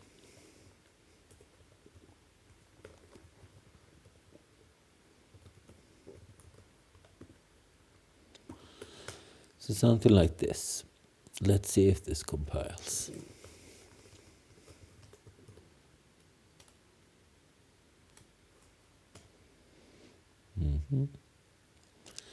Expected expression 33.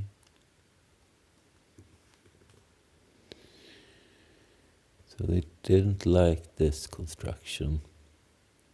What if we put it here instead?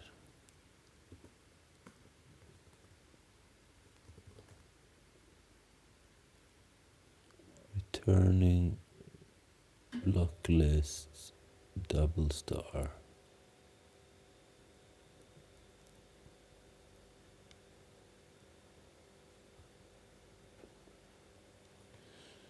Maybe this is how it's supposed to be.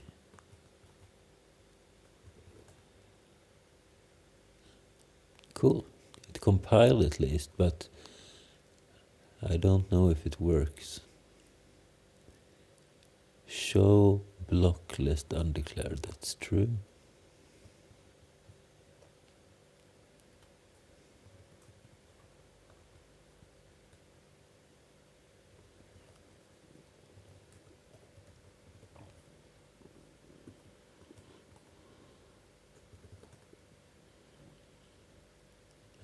Conflicting types.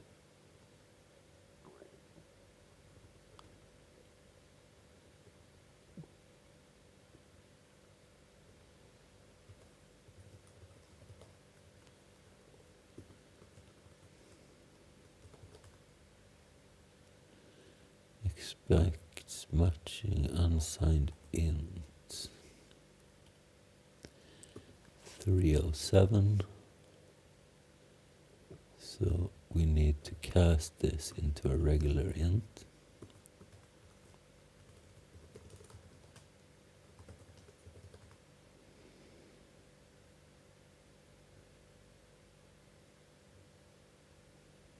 Oh, I forgot one of them.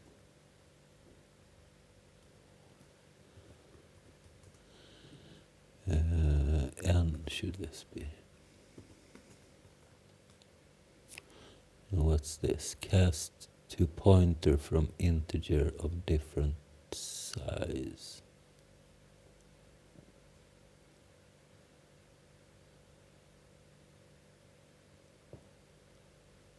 Blocks length. Right, so this is an int 16.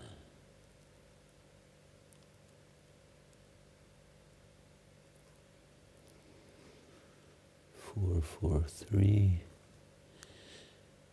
So maybe we need to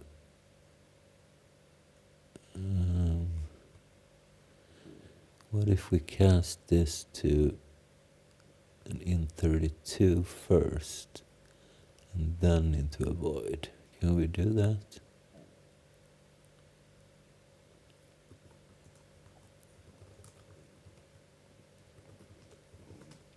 Okay, it compiled. Let's see what happens. Okay, so our ls is too big now. So how big can it be? Let's see here again. So 65,536 divided by 2. We take this minus 1 times 4. So let's say we take this with a 0 at the end.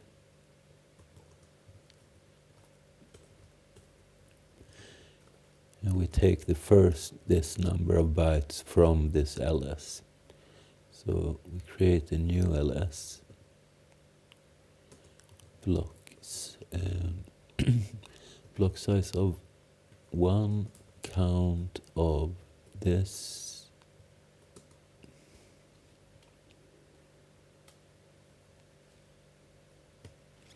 With a 0 at the end.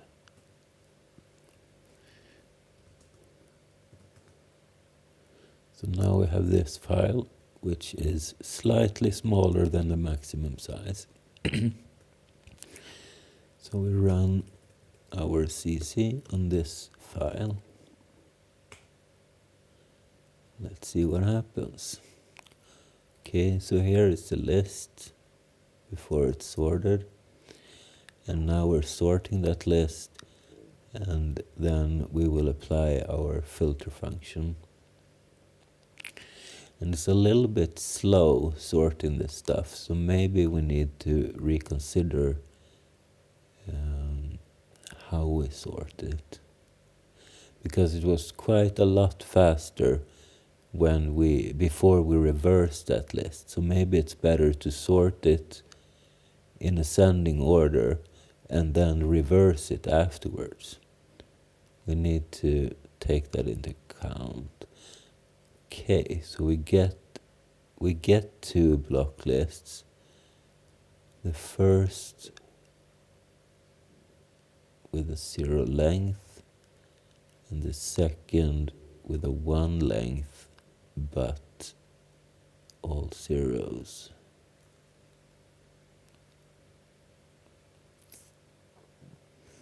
Okay, why is that?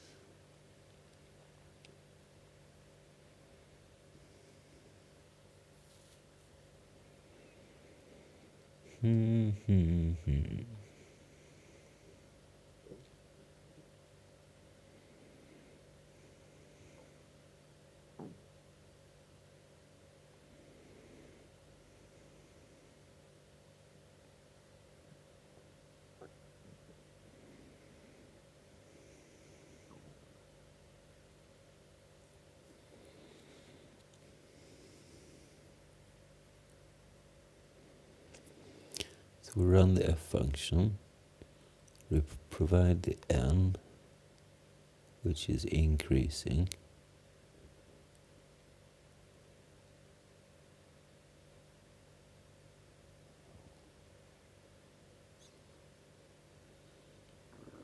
And we provide the block, which doesn't matter.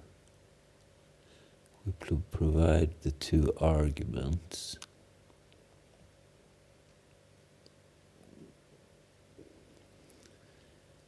And p blocks is equal to the list state of n block.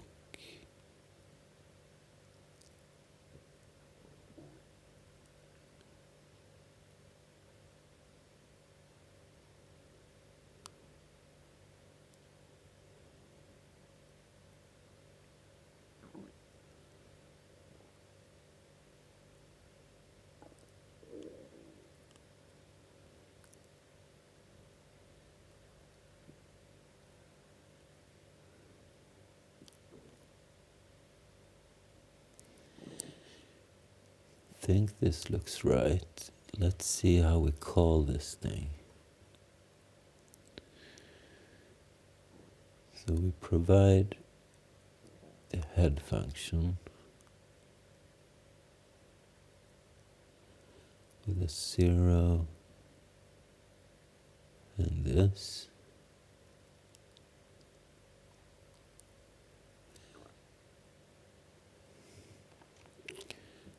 So the first is a 0 and this is the 4000 value. And if the current index, let's see here, if the current index is more than max, no, that's not right. If index is less than max,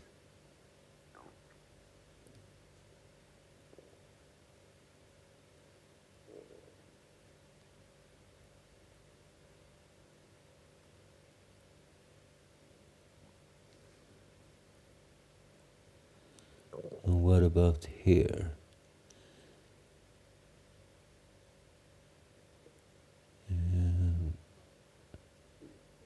If the index is more than max, I think we got it backwards.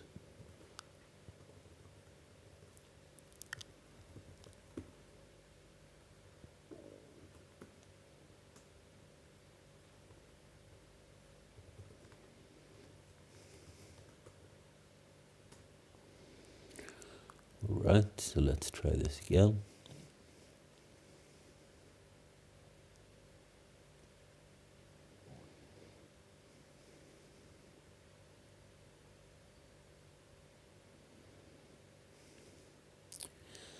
Maybe we should experiment with a slightly smaller file.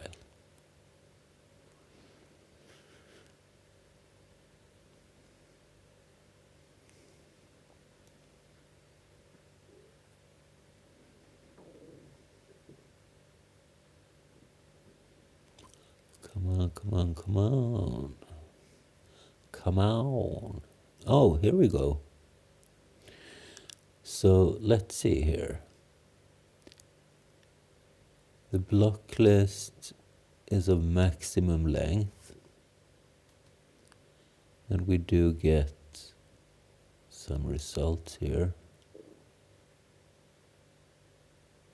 which looks plausible because the all zeros is most probable the thing with, well, on top of the list. But the unique blocks are 0. So we're a little bit closer. So let's see here. For the unique blocks, provide the tail function, and we provide the length. So we should start at 4195 and go on from there.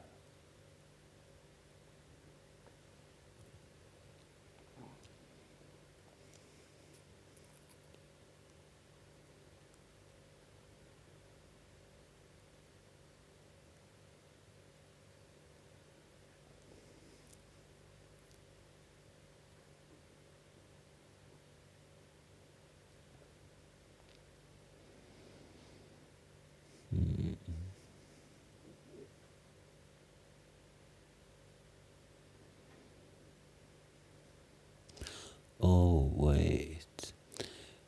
First off, let's change this to min, because max is a little bit bad. And maybe we should set index more than or equal to, so we don't miss one value.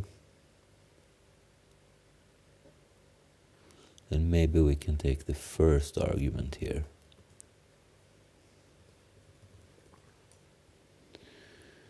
So let's provide this and avoid 0.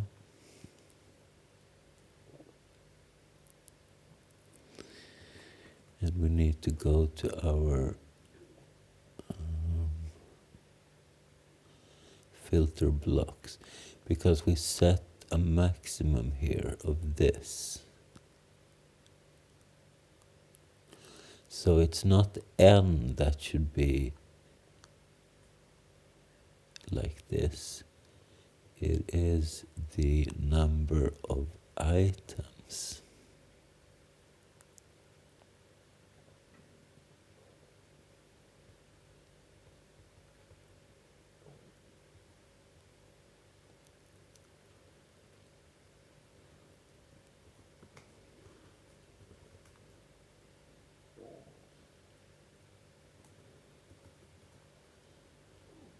So we change this to min, so this should also be min.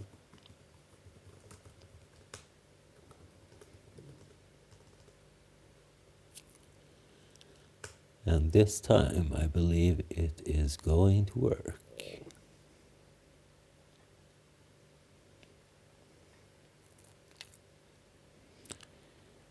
So our second list should be this value minus 4,000 something. So around 15. Let's see.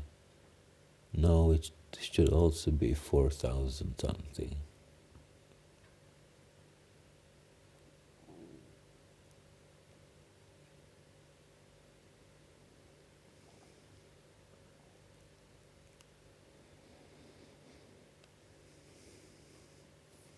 OK. And it's not the same list. So here we have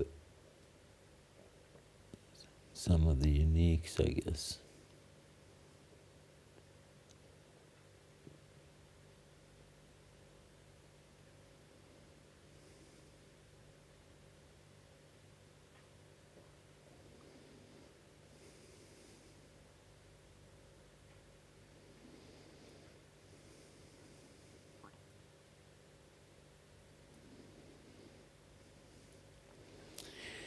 But I think we need to improve our filter functions.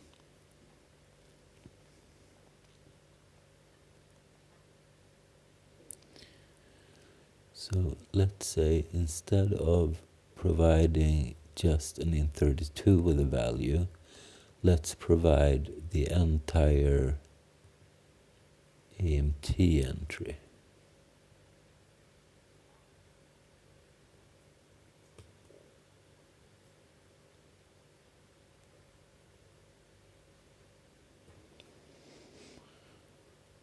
So we need to update our signature.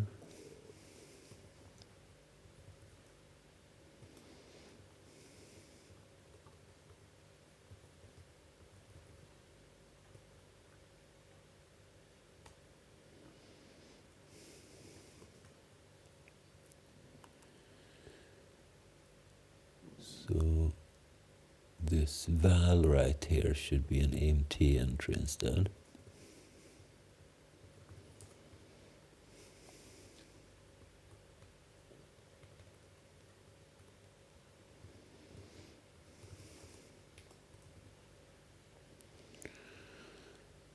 So when we call this function, instead of providing the list data blocks or block, we provide the entire thing.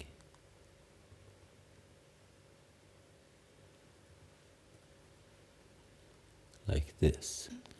That gives us a little bit more flexibility in the function, because we can check for other things, not just the block. For instance, I want to be able to check the value. So let's say we create another of these functions, and let's call this unique.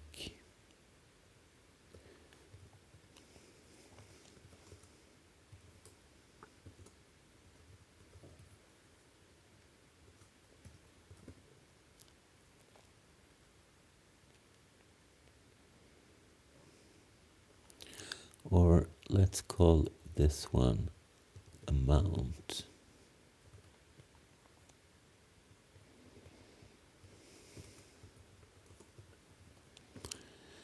So we want to filter based on a specific value for the amount.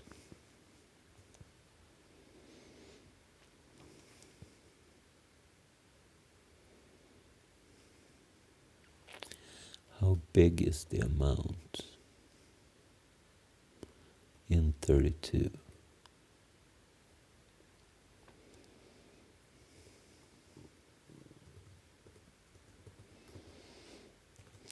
So let's say the amount in this case is the first argument.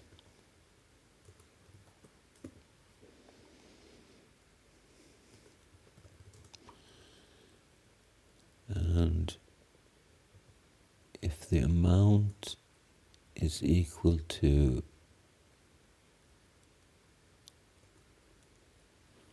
by the way, let's add some sanity checks here. If we don't have a value, we return false.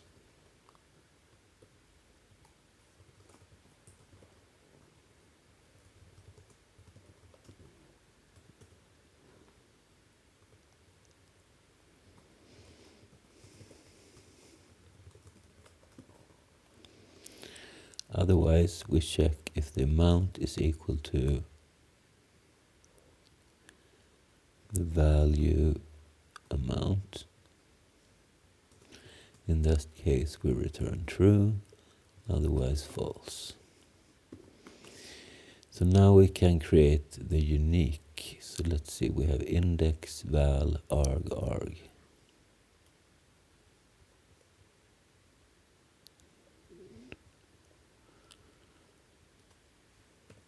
Let's say we have a macro function which is called unique,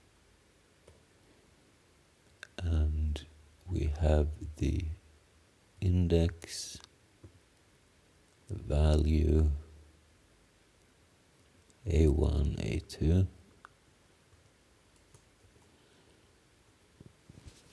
and in this case we want to call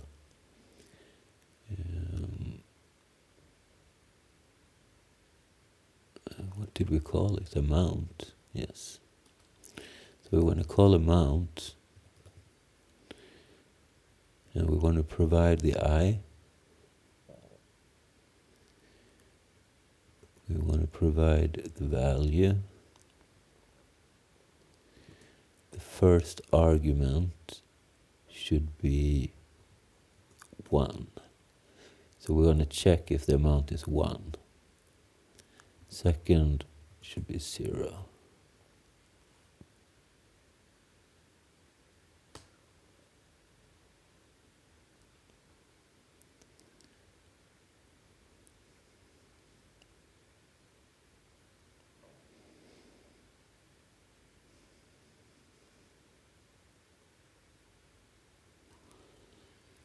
So we actually don't need the second argument.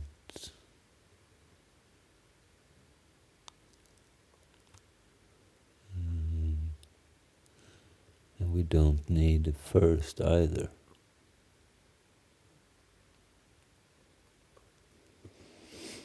Okay? So let's update our main.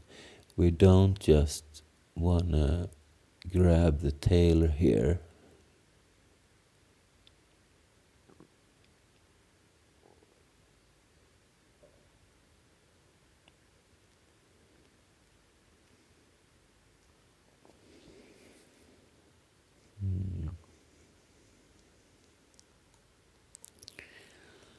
Let's do it like this. Let's create a third list, which we call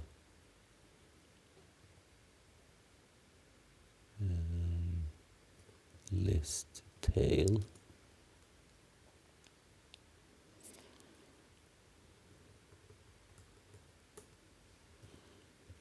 And this is our list tail.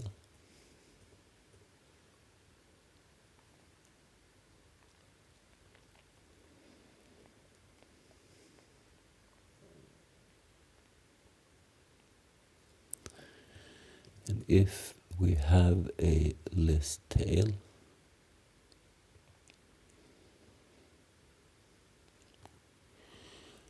we want to set our unique blocks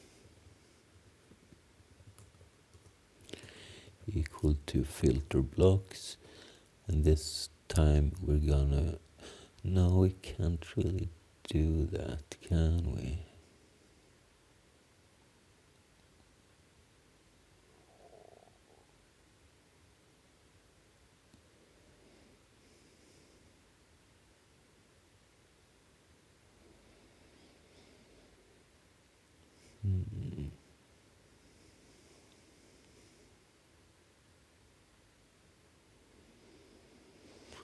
Because the list returned here is of a different type. These are block lists, but the input to the filter blocks is an EMT list.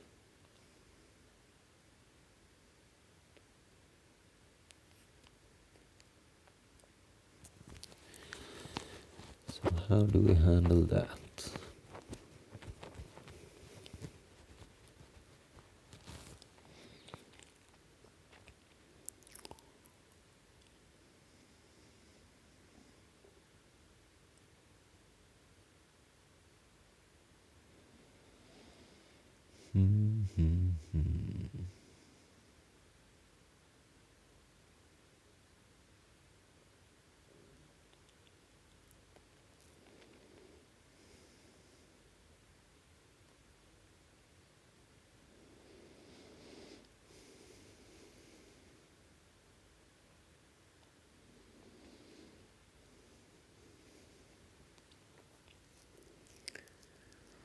because first we want to grab the first 4195 of the sorted list, and here we want to grab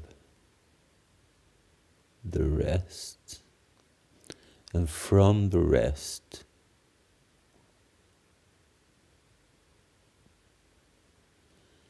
we want to grab everything that is unique.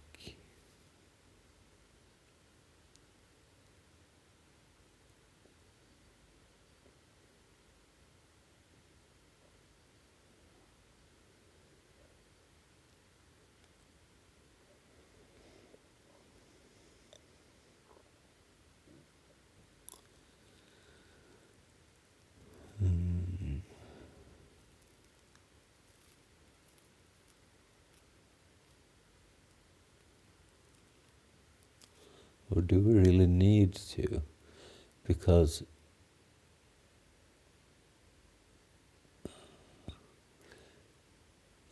it's not really a problem if we have some uniques inside of this list. The other way around might be a problem, but I don't think this is one. So the important thing here is that we get the rest into this list right here.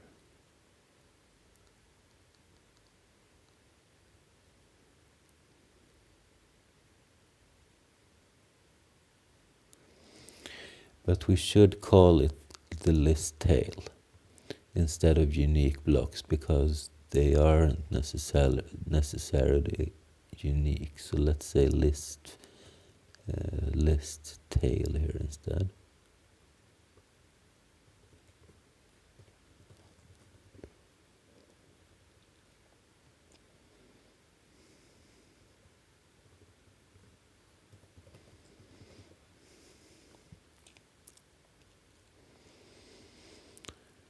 And we can remove this unique blocks thing, and we can comment this out for now.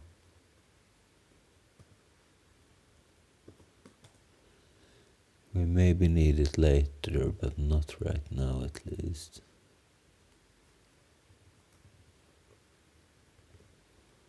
Let's keep the signature though, so the alias macro don't fail.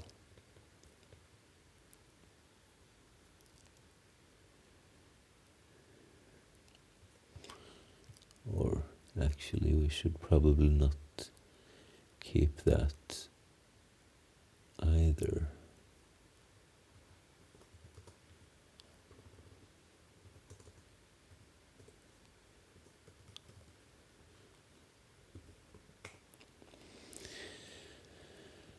Okay, one problem though, I got disconnected, but another problem is, look, I can see now, but the length here is 19,000, and both the lists are at 4,000. So where do the other 10K go? We are still supporting two big files.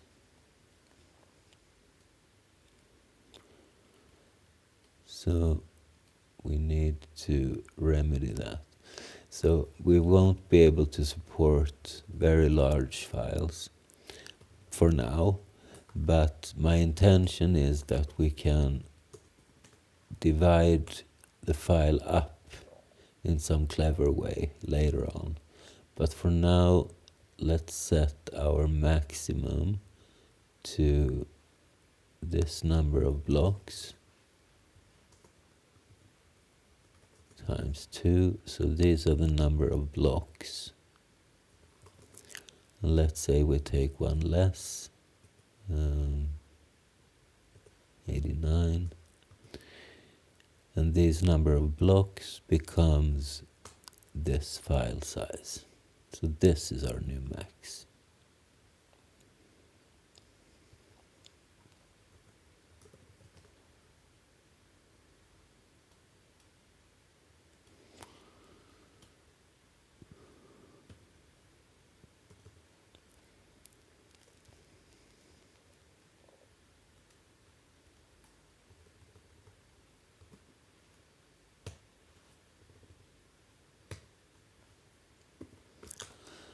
like so.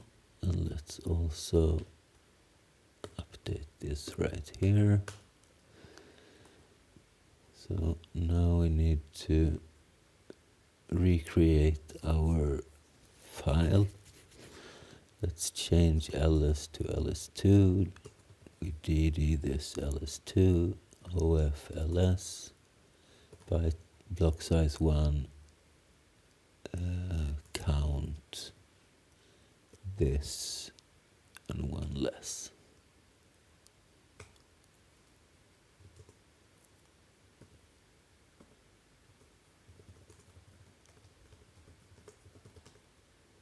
Okay.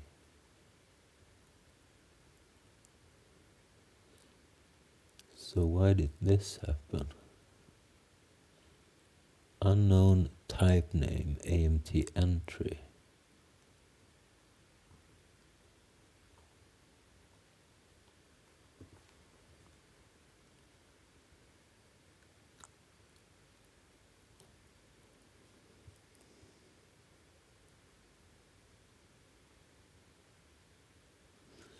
Maybe something went wrong when we saved.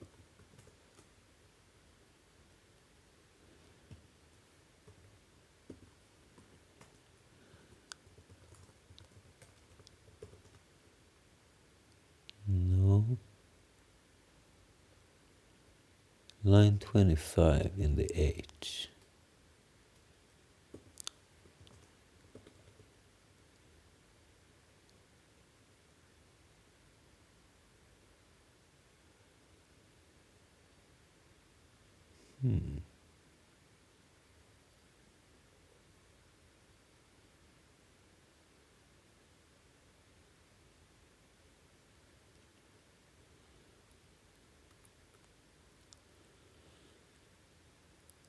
So why did it work before? I haven't changed anything of this, right?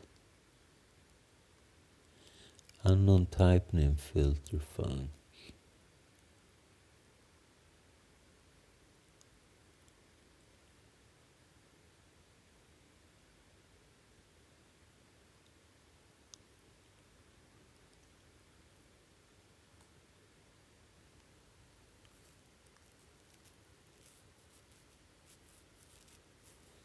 That's a bit weird.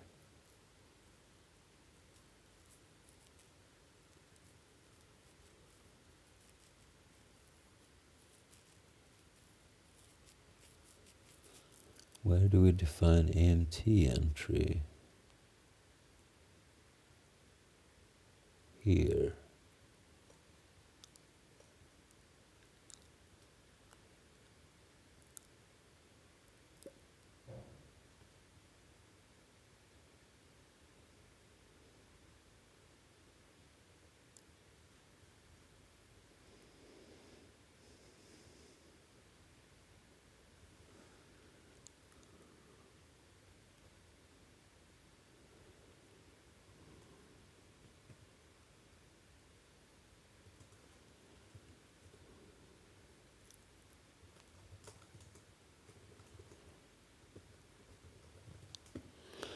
I see why it doesn't work, but I don't see why it didn't work, why it did work before. Weird. Alright, let's try this on our new LS. And now it's smaller, so it should go a little bit faster, I guess.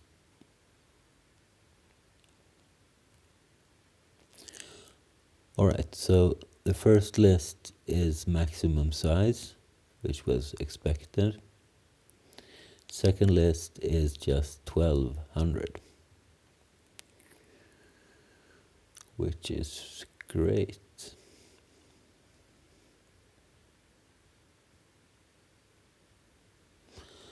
Let's check the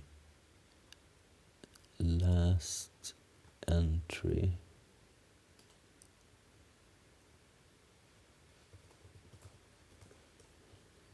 Of our first thing.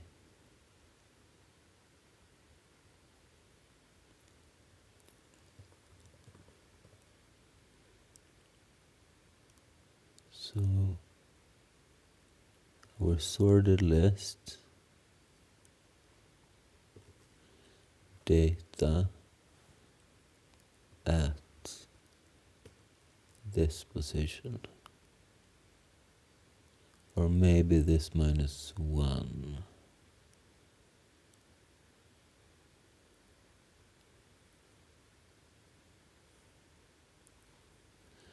Let's do both.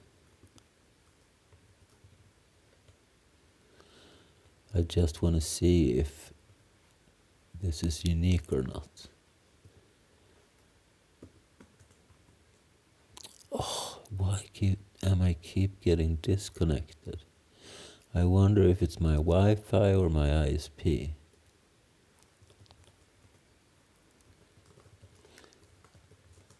Maybe some annoying neighbor has set up a wireless network on the same channel as me.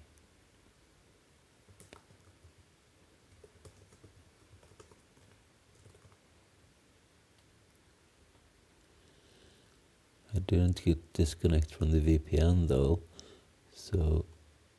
but Sociopath did.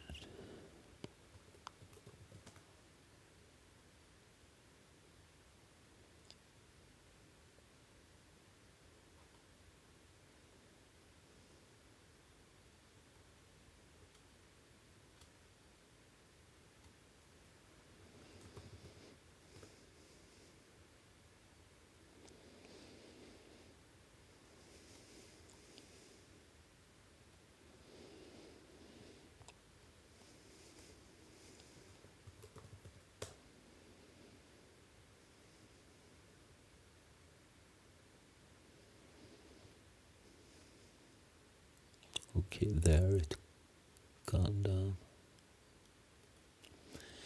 So this time it should be able to connect.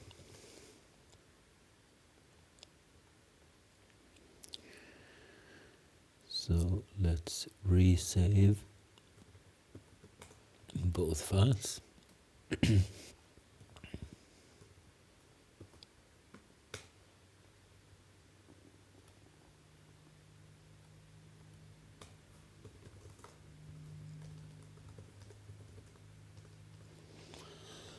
And let's run this again.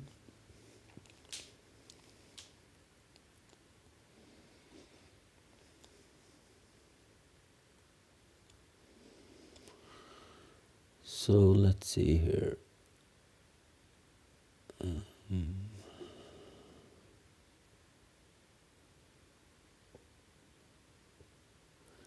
Here is the data.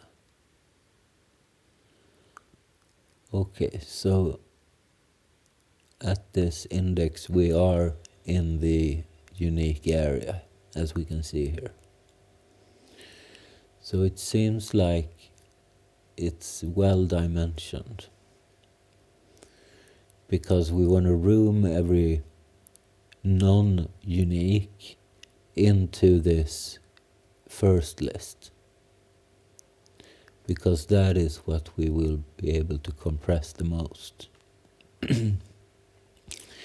So I think this design actually is going to work. Everything this far suggests it will, which is pretty cool.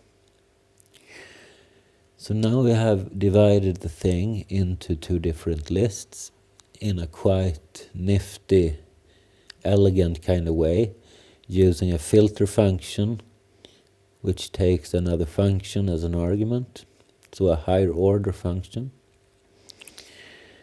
And now that we have these two lists, we can begin the actual compression actually. So we are not far off producing an actual compressed file. But I think this will be all for today. I really hope you liked this episode. So please like and subscribe. And I hope you watch the next episode in this series. So Thanks for watching. Thanks for today.